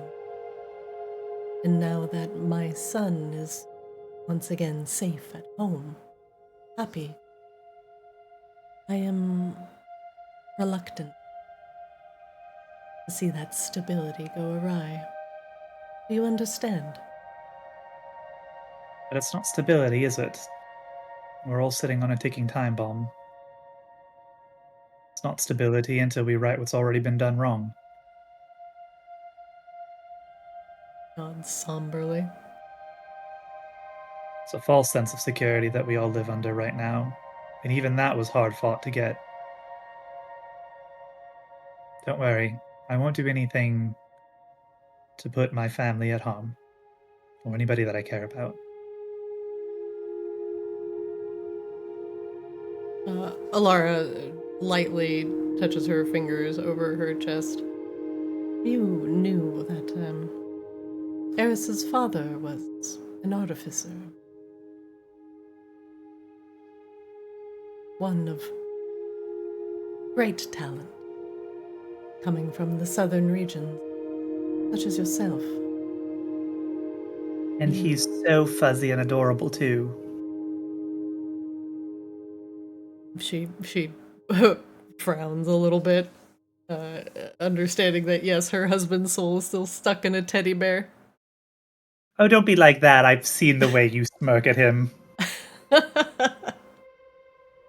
There's a weird part of you that likes it, aren't you, Alara? she doesn't know what to say.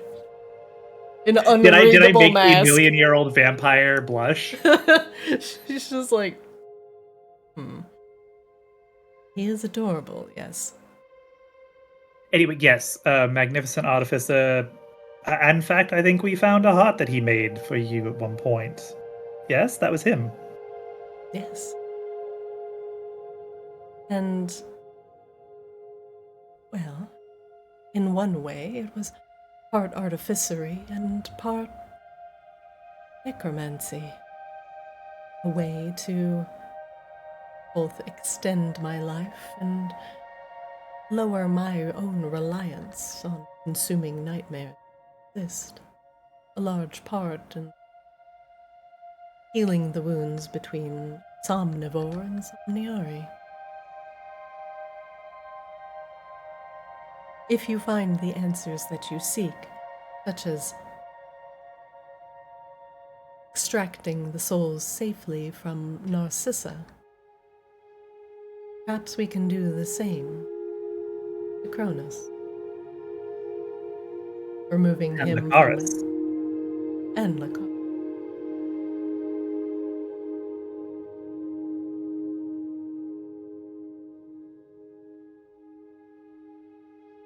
Perhaps I am asking you a bit of a favor in light of all of these things. I'm sure Eris does also miss his father.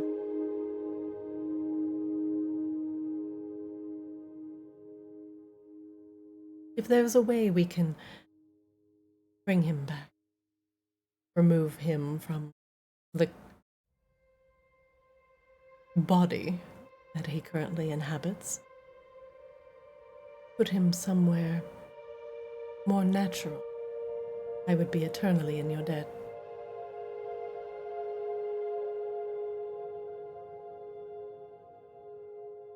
Careful, you're starting to rack up quite a few debts with me, Alara.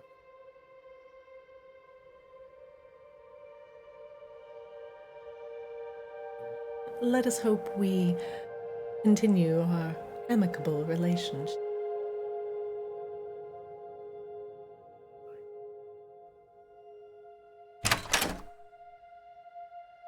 We will be in the throne room when you are all ready to depart. She leaves. Obviously, Rangers, everybody. Obviously, of course, I will help out my mother-in-law with her husband and my father's father. That's like obviously a thing. I just had to be cool, right?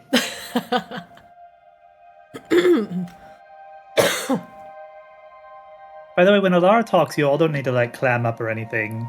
I know she's a big scary ancient vampire or whatever, but like she's really totally cool. Kozlo, the talk of her having a clockwork heart is actually very interesting to you. She is a vampire with an artificer's clockwork heart. Interesting.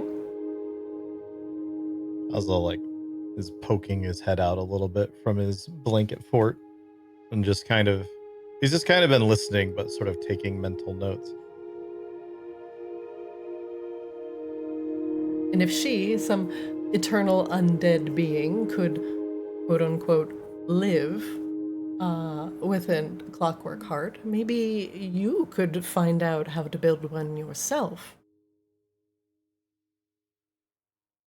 It seems like this Chronos Lunesti also might have some answers to some pressing questions. Just in case, you needed an optional way to put life back into Narcissa. What if giving her a clockwork heart was an option?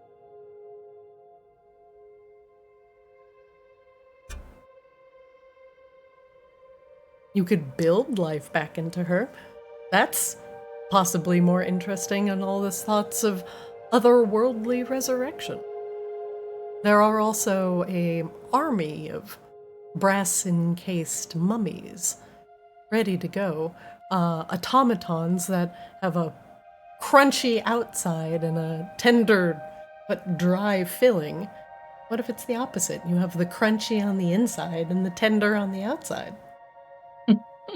Yeah, Kazuo is definitely thinking about this a lot. I don't know that he would say anything about it right now, but especially with like the whole Asriel becoming his patron and the like mostly artificer, but now also a little bit warlock cleric. I mean, which is actually warlock, but Kazuo thinks he's a cleric. Or thinks he's a priest or whatever the like appropriate translate. He doesn't think he's a warlock, that's for sure. Mm-hmm. Yeah. There's definitely a lot of thinking going on of how could he combine these things and turn like his artificer stuff and his stuff that he builds, and especially bombs. How can he combine that? Like, how can he make a death bomb or maybe a life bomb? Is that a thing? That's kind of where Kazuo's brain is going at the moment. And Alara did say that that mage had summoned a massive comet that broke through all of the planes and smashed down upon the city. Maybe you could make a smaller bomb-like one. Those answers seem to be in the Great Ice Library. Comet bomb.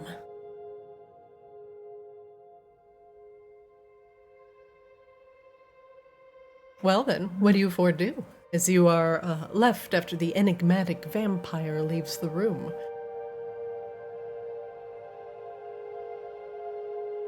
Shopping? Shopping! Shopping! All right. Orange mocha frappuccino. Shopping! Shopping! All right, one moment, please. He probably wonders if we could use the clockwork, like scorpions and stuff from the pyramid to build Narcissa a heart that we could like put like a kill switch in if needed. The kill switch! I love that. Wow. What are we gonna turn like fucking Suicide Squatter? Is that what's going on? Jesus, guys. I love it. Some sort of Suicide Squad. It's actually the plot from the movie from the 90s Spawn, where the president has the thing in his heart where if he dies, it kills the whole world. Yeah. Yeah, it does. actually is. I mean, you guys do have like a literal pallet of those like super rare brass ingots to make all kinds of clockwork shit out of. So You do. How Yeah, but convenient. we're not gonna put that in somebody's heart. Like, we want it for something good. yeah, you're right. You probably only need like one ingot to do a heart, if that. How many ingots could a heart need, Michael? 5? 5 It's ingots. one heart. You all, with the various thoughts running through your head about, what do I ask Arctis? Should I help Alara? How does she have a clockwork heart? Is she undead? Whoa, whoa, whoa, whoa, whoa, whoa, whoa, whoa. Whoa. I guess I'm the Scorpion King. You are the Scorp King. Amazing. When I go to move my token, they all are connected to it. I don't understand. You guys want to see some scorpions dance? Let me try to move them away Steve, from be you. careful. Don't trample the poor people. Oh no. Oh dear. They're my still God. all connected to me somehow. Why? All right, I'll put them all back. There you go. The streets of Maginox are once again bustling with activity. Baki roam the streets, trying to peddle with some of the merchants for their wares. The various merchants that are sitting all over the street yell out as you get closer. Albina's trinkets, come get your trinkets. We've got great things for an aquatic voyage. No, that was 2 adventures ago. So sorry.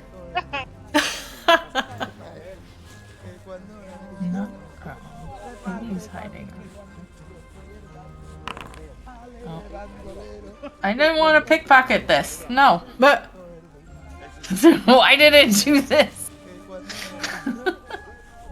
thank you. Apothecarian? Or no? He is not selling anything, but Larix is just hanging out. Oh, okay. Just gonna buy some Interesting. gems from Talabrina. You know, you never know. You never know. I remember Thank you going for to your a business. store about stuff. Screaming Scrolls is a vendor. The banshee yells at you loudly as you walk by. Oh. What's this one? Mortal Devices, also a bit transparent, sells very expensive gear. Devices for murder, devices for killing, guns, ammo, While boss Rain and bows. Grabella, while Rain and Grabella are next to the Potion Geist, I whisper about how funny it would be to spike Kozlo's drink with the filter of love. Oh my god. I mean, doesn't he already love Bronx? Oh, here, oh, we Sea had Swab, to are you kill it. secretly in love with Kozlo? Oh, we murdered his ex-girlfriend though. But why would you want to spike his drink with a love potion? Unless you have some kind of unrequited love situation going on yourself. We can spike it and Trinkets! then make Alara walk into the room, and maybe Alara wouldn't be helping your husband's stuff anymore. Well, Alara is literally his mother, so... excuse me, Potion Geist, do you have any new shipments recently? In the Potion of Healing variety, perhaps? Let me check my store.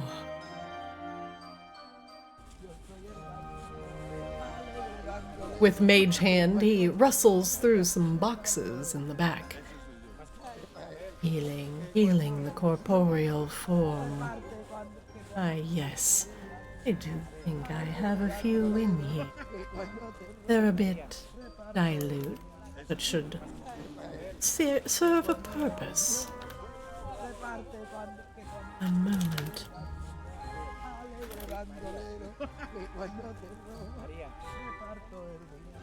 Ah, yes. I have some in here. I have about 10 of them. Here, a shipment that I have yet to open. These will close your wounds of your material form, but are not particularly good on ghost kind.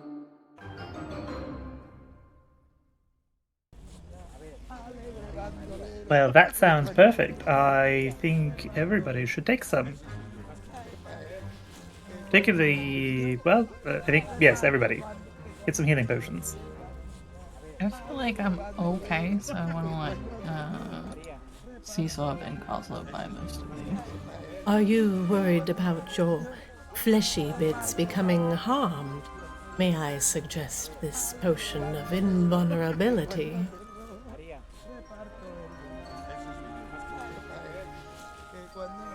Bought a couple of healing potions. You too can have resistance to all types of damage. Leaping off a cliff, your bones will not splatter against the ground. Faced against a poisonous spider, will not seep into thy veins. And literally, you guys should both each buy 5 of those. I'm gonna remember this, Grabella. Or at least Better 3 not or bum any 4. more potions off of me. I have... I shouldn't need it, because I have 2 Supreme and 4 regular. Like...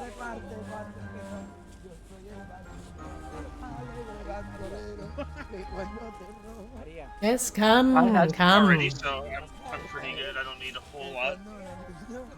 You go down the most. You need many. Fine, I'll buy more. There you go. Yes. I have 7 Spend... potions. You and Kozlo have so much fucking money. You, Buy all of the potions. with the hollow bones. Yeah. Are you afraid of being crushed to death by a larger, more powerful foe? May I suggest this glorious potion of invulnerability? Only 2,000 gold. Protect yourself against all ills. Crafted in the depths of the umbrellas war pits, you too can find yourself hardened to the elements. We hear this mysterious voice sometimes in the sky, and I feel like that voice just likes to break my bones. I can barely hear you, C-Swap, by the way.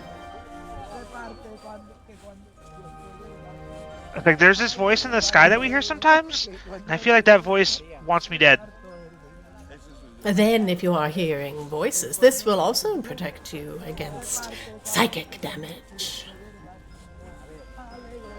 The voices will quiet if you quaff this potion. I promise you. 2,000 gold. No thanks, too much. Very well, if you're willing to risk your life on it. I am. I risk my life on a lot of things. 50-50 shot, you know what I'm saying? Then perhaps, what about this more reasonably priced potion of vitality? If you are Stuff from you, lady! poisoned or diseased, it will cure you.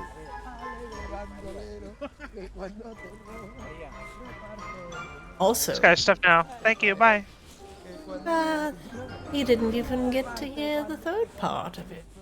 You, young reborn, if you do decide to rest, it will make your rests feel so resty. I do not get to rest. I am a ghost.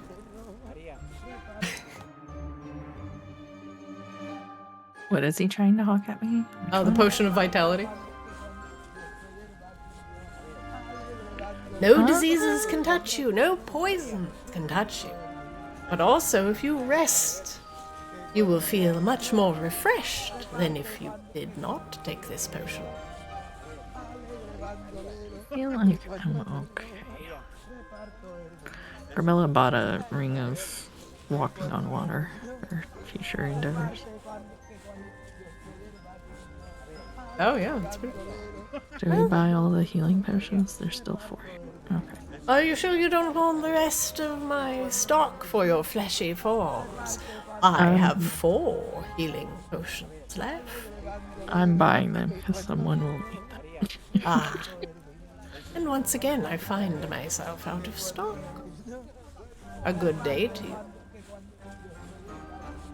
Are you sure your bird-like friend does not need perhaps a filter of love? If they are lonely, they could quickly find a partner in order to, you know, birds and the bees.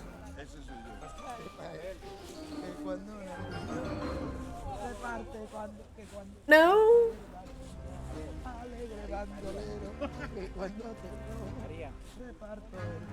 What about this one? An oil of etherealness. Oil yourself up and become just as ghostly as me. But then, as slippery as a ghost you will be. You know, funny story. I actually used to have one of those potions one time to pull a succubus out of the ethereal realm, and we kicked her ass as a result. It's kind of fun. You see, they are very useful. Are you sure you would not like to buy one? The ethereal realm, of course, is not just for the spirits.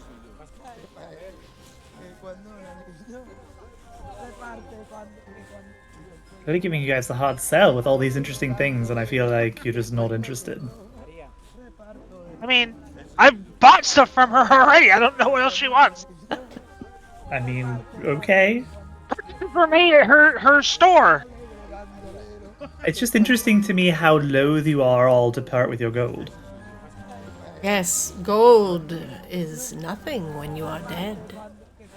I mean, I have a reason, but you know. I made purchases from multiple vendors out here today. I don't understand what the problem is.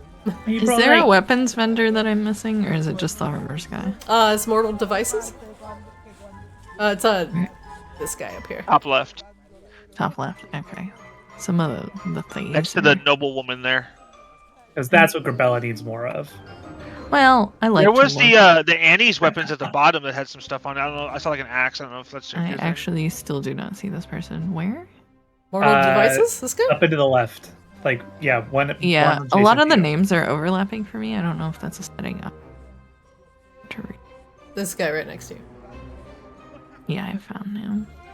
Annie's Yeah. weapons does also have weapons down here, but looks like her stock is also pretty old. There's already looked through most herbs of it. at this person for any artificer wanting to maybe delve into that. Come to Annie's weapons, yes. All of you Voki that want to protect your house and home, I have weapons for you. I think I sold her one else. Yes, yes, come closer. Come peruse my wares, they are running short. The Voki have definitely taken their fill. I only have a few choice weapons left.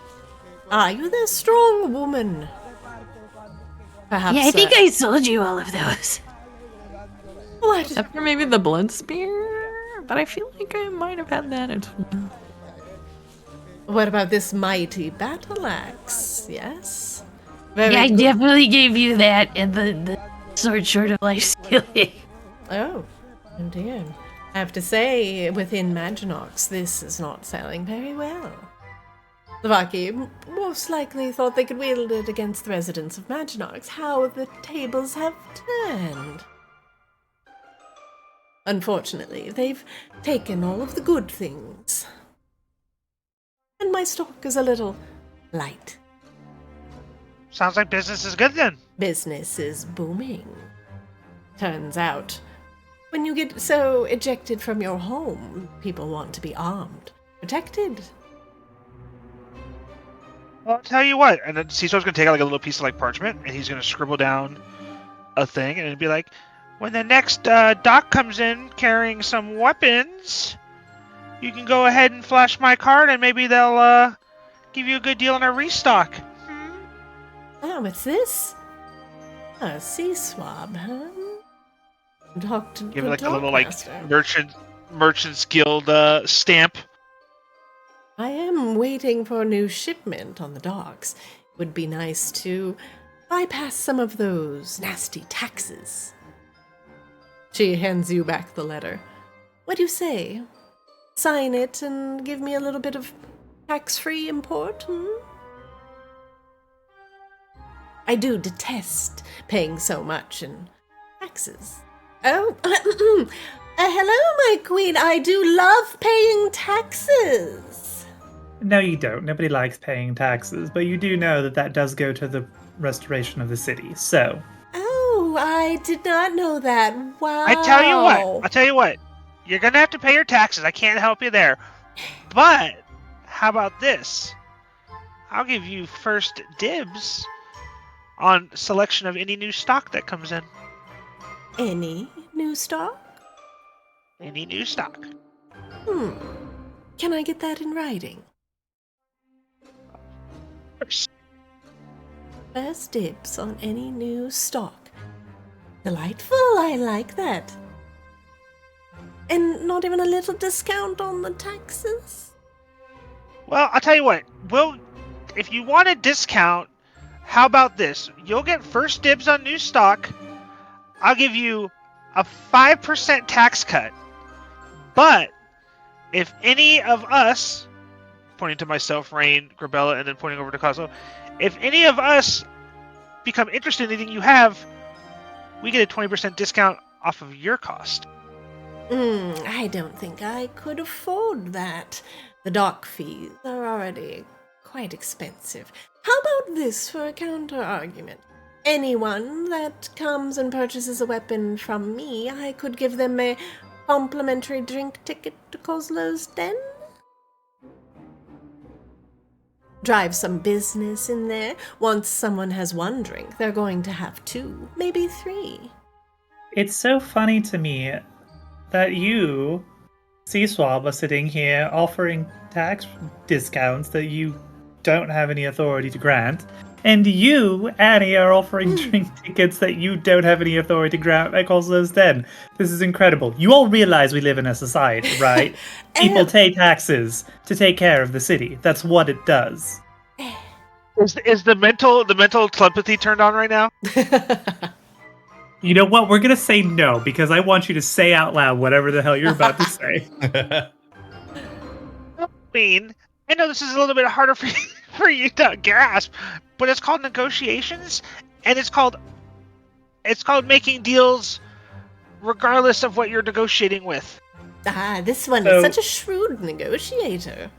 Making deals that you with things that you don't possibly own or have the capacity to grant. That's your I goal 100% have the capacity to grant first dibs on any new stock that arrives as Dockmaster. Oh no, sure, that's whatever. That's preposterous, but sure. I'm talking about the 5% tax discount that you were offering a moment ago.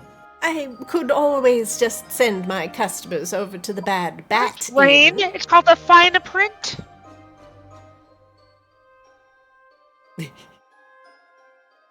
Well, Annie, unfortunately for both of us, looks like a deal will not be had today. Good luck moving this terrible stock, and maybe there'll be some training swords left over from the next shipment. Oh, don't worry. And he's gonna walk away. The strife of the city is keeping me afloat. Don't worry, my queen. I'm sure it will all pass in time. The Vaki are now well armed, just in case of some sort of, insurrection. But I've never heard of that. I'm sorry, are you threatening me now? I'm so confused. This conversation has gone strange places. No, C-Swab has to be the worst negotiator I've ever seen. He started trying to get a discount and he ended with the threat of a armed resistance. What? I've just seen numerous Vaki arming themselves to the teeth. For what purpose, I don't know. I'm just a humble weapons merchant, paying taxes. Probably to try and retake their homeland from the Magmarans. Have you picked up a newspaper lately? Oh, yes, of course. I didn't say it was insurrection against Maginox. Why, that would be dreadful for business.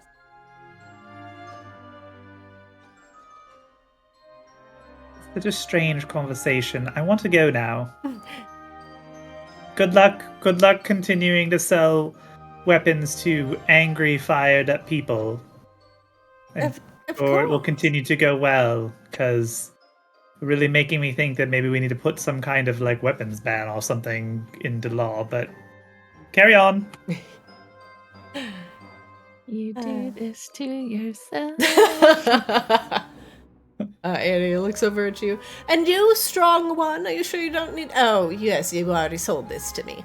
Yeah, this, I literally went to hell and get you those. It's fine. Pardon if I might intrude or ask, but are you the stone-faced woman some of these Vaki are whispering about? Yeah. Oh dear. Dear, oh dear, oh dear. My dear, perhaps you should arm yourself a little bit better. She will pull out her hook and her shield and bash the shield. I think I'm good. Oh, those are delightfully wretched-looking weapons. Oh, this hook is more than wretched looking. It's wretched. Are you sure you don't want to sell that for a pretty penny? I can just... This hook will never be for sale. There And is she just walks away. such dark magic radiating off of it. Are you sure? A top Goodbye! tax-free? You just hear her disgusted noise in the background. There's a reason Gravella's hanging on to that if she ever break out. I suppose not.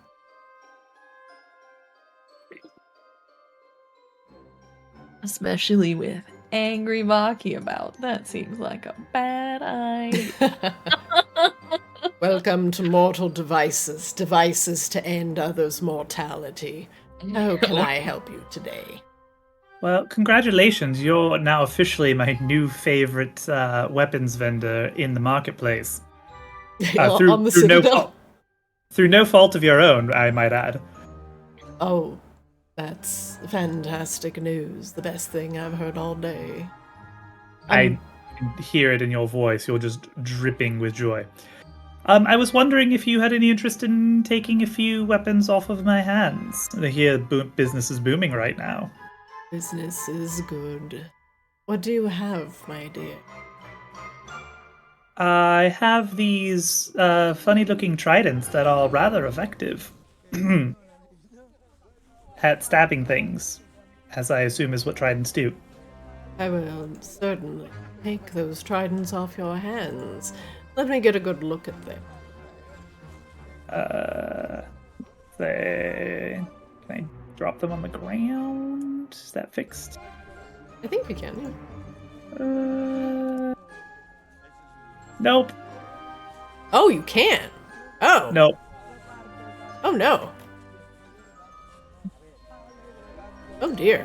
Well, it's the Vicious Trident and the Trident +1. I will hang on to the Obliteratus. I won't sell the Obliteratus. Yeah, let's not. Vicious.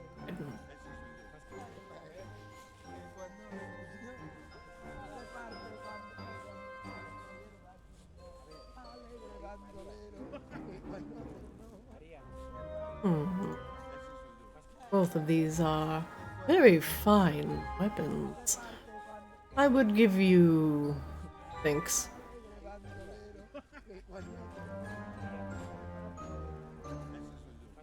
$600 gold for the lot. For the lot of them. For the trident and the vicious one. Well, because you are my favorite. Sure. Very well. Rain, you can delete both of those and add 600 gold to your inventory.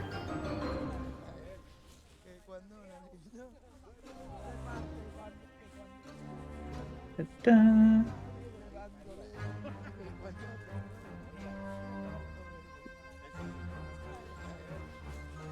Thank you. These are mighty fine weapons. They will go very quickly. Thank you for your business. Oh, yes, of course. Thank you so much for being my favorite weapons vendor in the market. I heard that. You hear from just down the hall. Good.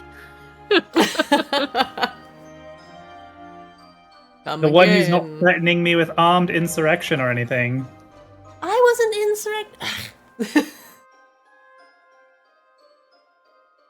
Well, now that you've NPCs can fail their persuasion checks too. They can. Now that you've gotten a little bit of shopping done and picked up a few potions of healing, you return to House Lunesti if your shopping trip is over. I'm good, if you kids are good. I'm good. All right. With potions in hand and a fresh stock that has been somewhat pillaged by the local Vaki population, you return, hopefully ready for what is to come. One moment, please.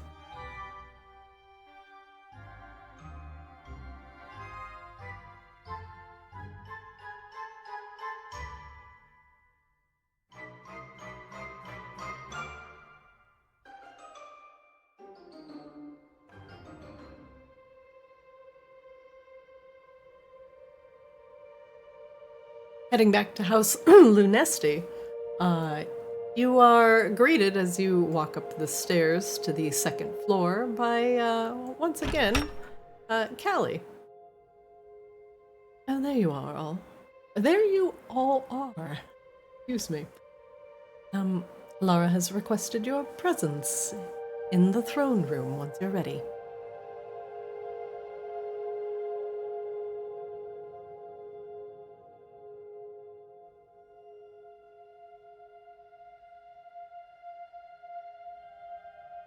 Pardon me, Grabella. Catherine is walking up from behind you, and Eris, holding his head slightly, finally leaves the bedroom.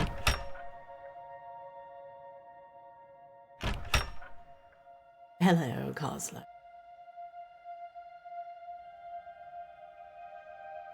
Hi. Catherine, walks into the room with all the grace of a vampire.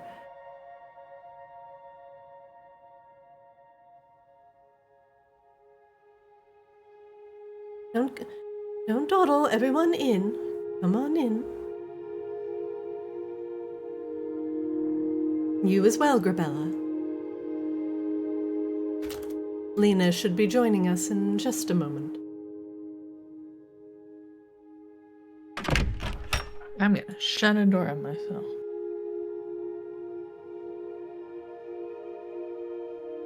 Welcome. Alara stands in the center of the room.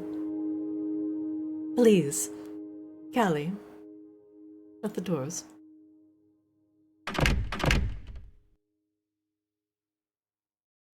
Greetings, everyone. If you are all prepared, the time has now come to prepare the Arctis Borealis for your trip into the Great Ice Library. Unknown dangers will soon be ahead of you, and I am here to wish you all of the best. Lakari Polaris has gifted us with a great potential answer to our problem, solving the issue of the slow that poisons Arctis even as we speak. Your mission is of great import, and you've done so much for this city as of now. Do you have any questions before we proceed?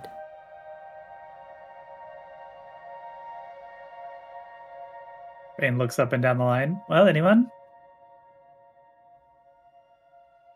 I promise she doesn't bite. She's not that kind of vampire.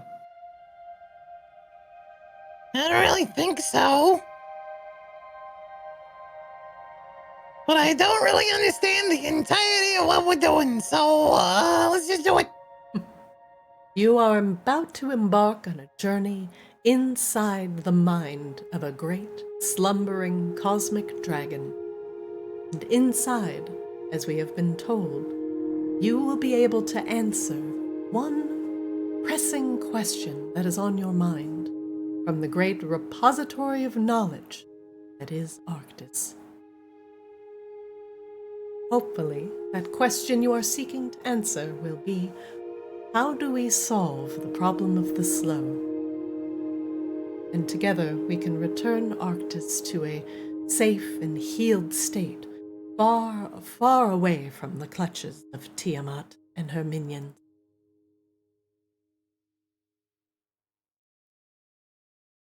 Alara moves to the painting.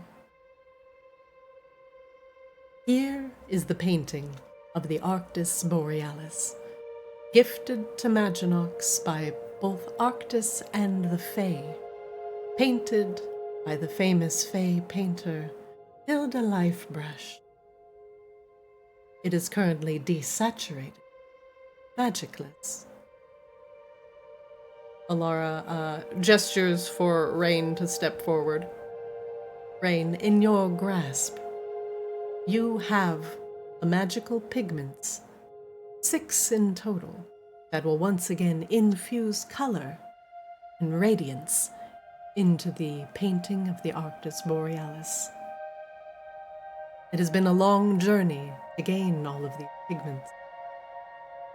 1 from the Orb of Stars in House Hamaki. 1 from the Moonblade that Eris Lunesti holds as a tribute to his royal lineage. 1 hidden inside my own clockwork, wanted by Victoria Vicadis as she razed this very castle to the ground. 1 in the Tome of Twilight's memory, once hidden within the Moon Sage's sanctum. Another infused within the Lunesti House crest. And the last, written in ink in the Moon Sage prophecies, warning of future danger to fall. The same prophecies spoke of you, brave adventurer. And now, you will venture into Arctis's mind to save not just us, but Arctis itself. I will ask each of you to take a pigment and press it into the painting, restoring its former glory. This will bind you to the painting and allow you entrance into Arctis's mind. She looks around. Though we have 6 pigments and 5 people. Rain, I will ask you to paint a second pigment. One in honor of my son.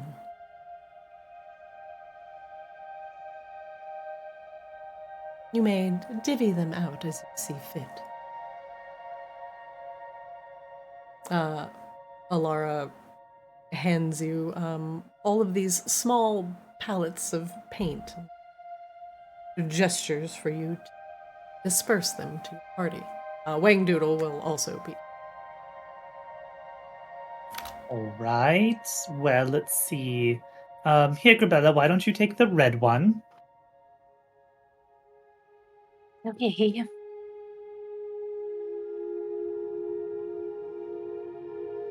There you go. Get red. Alara Seems steps good. aside and gestures to the painting. Grabella, the painting in front of you is a beautiful landscape of Arctis. It's very mountainous, possibly an area of Borealis, and a beautiful red, green, blue, orange, an aurora borealis, the color of the rainbow, hangs above the picture. But all of the paints that are used in the picture seem very desaturated, almost gray. Grabella, in your hand, the red pigment will restore the passion to this painting. When you are ready, it does not take an artist's hand, but it will require moisture in order to paint the pigment. Alara steps forward and hands you a small, wavy, ritualistic-looking dagger. Use your blood to moisten the paint. Then press it into the painting and bind yourself to it.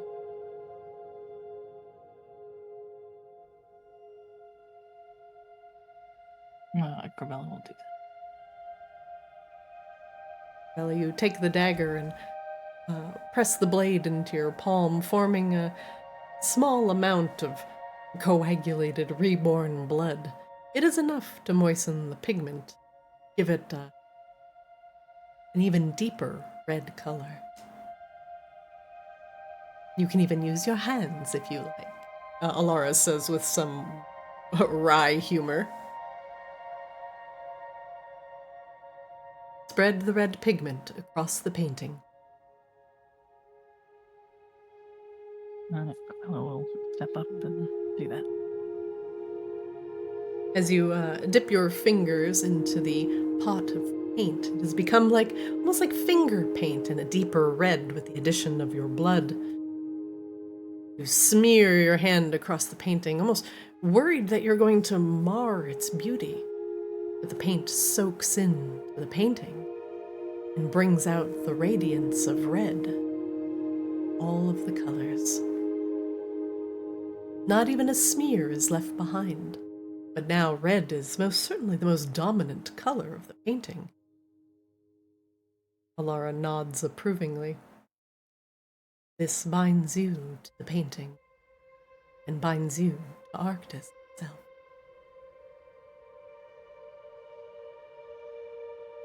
Rain, you may choose one of your companions next. Right.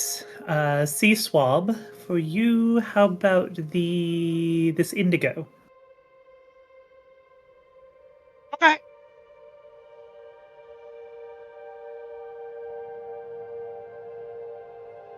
Sea Swab, take the indigo pigment and this dagger. Use the blood to moisten the paint. Then, press the pigment into the painting.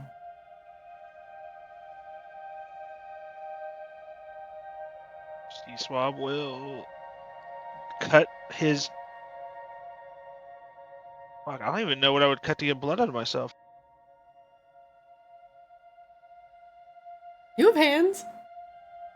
Are they like? They're like, but they're like, I don't know, like skeletal, not skeletal, but like, you know. They're like bird hands. You know, Yeah. They take a little bit more oomph.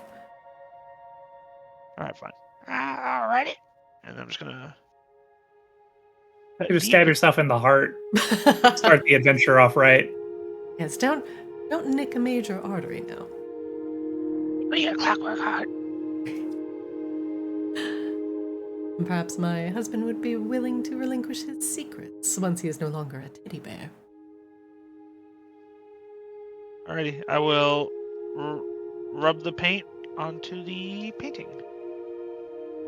The indigo pigment quickly soaks into the painting, bringing out rich purplish blue hues.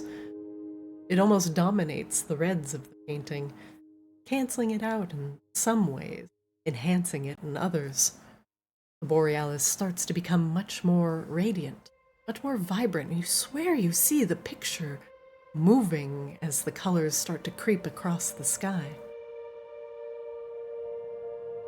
Very good. This now, like Grabella, binds you to the painting. Rain, bring forth your next companion. Well, the next one's very easy. Kozlo, why don't you take this green pigment? Yeah, okay. Unless that's racist, would you rather have orange? Kazlo seems very confused as to how that could possibly be related to him in any way. Okay, great. Green it is then. Some say the green pigment symbolizes the joy of Arctis. I'm sure you take great joy in many things, Kozlo. Take this ritualistic dagger. Draw blood from yourself and mix it with the pigment. Then spread it across the painting when you are ready.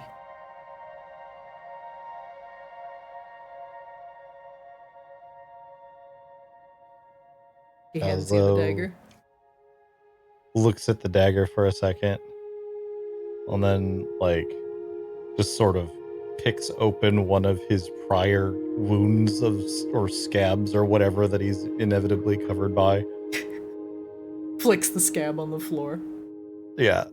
Mixes that in with the pigment and does the thing. The greens seep into the painting as well, and now the aurora borealis is much more vibrant, bringing in with the very typical greens and blues that you'd see if you saw the northern lights. Good. The pigments are mixing well. They would not do so if your bonds were not as close. Your last companion might seem a little hungover, or he can get the job done. Yeah, it's fine, I'm sure.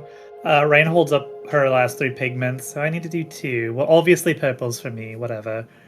Then we have blue. Rain looks at the pigment, looks down at Wangdoodle. So, here you go, Wangdoodle. Why don't you use the chartreuse? Wangdoodle's already prepared something for this. He pulls out a small canister and puts the pigment in there, pricks his finger enough to draw blood, and puts that in the canister, puts it in a cannon, and then fires the cannon at the painting. How has he been preparing this? He's been drunk! Does he That's invent part of while the he's in a preparation. coma? I do my best experiments when I'm wasted. Somehow that's probably correct. I'm not even mad. I'm impressed. The cannon sprays the paint all over the painting, and it too soaks in. A little bit uncouth. I suppose that also works. Thank you, Wang. Rain. All Final right. 2 pigments are yours. One to symbolize your bond to Maginot, and one for yourself. Well, here goes. Everybody ready? Yep. Yeah. Reyna will just pull Mana Flow out of its scabbard and just grip the base of the blade for a second. And mix the last 2 colors. The paints quickly seep into the painting. Finally, the full radiance of the Arctis Borealis come into view. The Borealis swirls across the Arctic sky in a myriad rainbow of colors. It slides between the mountains, across the clouds, fully animating the painting as the colors mix together in perfect harmony. The colors begin to swirl now, almost hypnotically. Suddenly, a portal appears. The paints mixing together pull themselves from the painting. The Aurora Borealis now swirls into a circle in front of you. And beyond, you can see a snowstorm. Massive, ice-laden cathedral. This is the Great Ice Library. Go now, brave adventurer, and be safe. Find the answers we are all looking for, and save Arctis.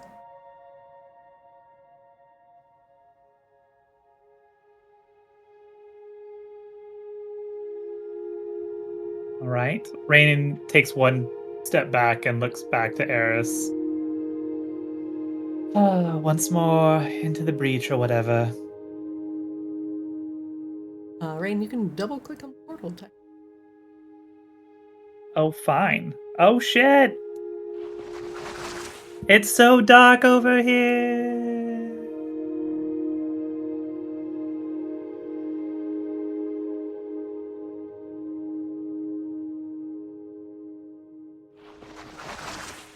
Be safe. Gestures for Grabella to double-click on the painting. The portal. Alara's like Clippy. I see you're having trouble accessing the portal. Have you tried double-clicking?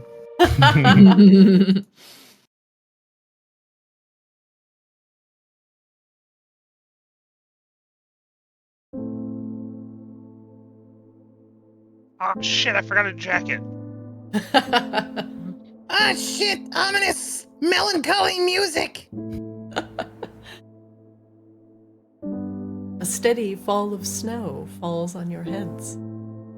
You are reminded very quickly how warm Maginox is, heated by, previously by Vicaris and Novus, but now the chill of the snow bites you directly to the bone. Stand upon a great bridge leading into the Great Library. As you look back behind you, the bridge extends almost eternally into a great white tundra. In front of you, lights. Light blue. They reflect the snow that is falling all around you. The massive spires of the Great Ice Library, a building literally carved out of magical ice, stands shimmering and splendid in an environment that you don't feel that anyone could actually live in for too terribly long. The spires of the cathedral rise higher than, Seaswab can see because it's very dark. And in the distance, You swear you hear voices. Voices chanting an ancient song. That is where we will end today's session. As you have finally, after 5 seasons, made it to the Great Ice Library. We will put Wang Doodle here for next session. I'll probably shove those war potions in his pocket. Oh shit, we should have bought more of them for Wag Doodle. That's a good call. I did. I bought the ones that everybody left for Wang Doodle. And something catches your attention and swirls ominously to the north. But we'll investigate that another day. As for now, the session is over. You have completed the portal to the Great Ice Library and have entered Arctis's mind. Thank you for joining me and welcome back, everybody. This is, it's all led up to this. Will you find the answers that you seek? Or will you just ask him, hey, how are you doing? And then waste your one question. This and more next week. Thanks for joining me for another session. I appreciate you all. And hopefully Wang Doodle will be able to join us for a nice little dungeon crawl next week. Hopefully. But until then, you all are free. Thanks for playing with me, and I will see you all next Monday. Yep. Yeah. All right. Bye. Bye. Bye. Good night. All right, chat. That's it for Arctis today. Well, sorry about the tech issues. We have updated to the latest version of D&D Beyond, or excuse me, D&D 4.0, and apparently it's broken my modules. So, hopefully we'll get some of that fixed for next week. But the Great Ice Library is full of mystery. Hopefully our adventurers will survive it, get the answers, what they seek. Thank you for joining us. You can catch our VODs in full, catch up on the lore over on Arctis DD on YouTube, and watch our shorts at our funny moments over on Play Arctis on Twitter and TikTok. And I'm your DM Zarina. Hey. Thanks for watching. I appreciate you all. Thanks for hanging out. Sorry for the tech issues earlier. We will probably end up cutting those out of the VOD, but until then, I'll see you next time.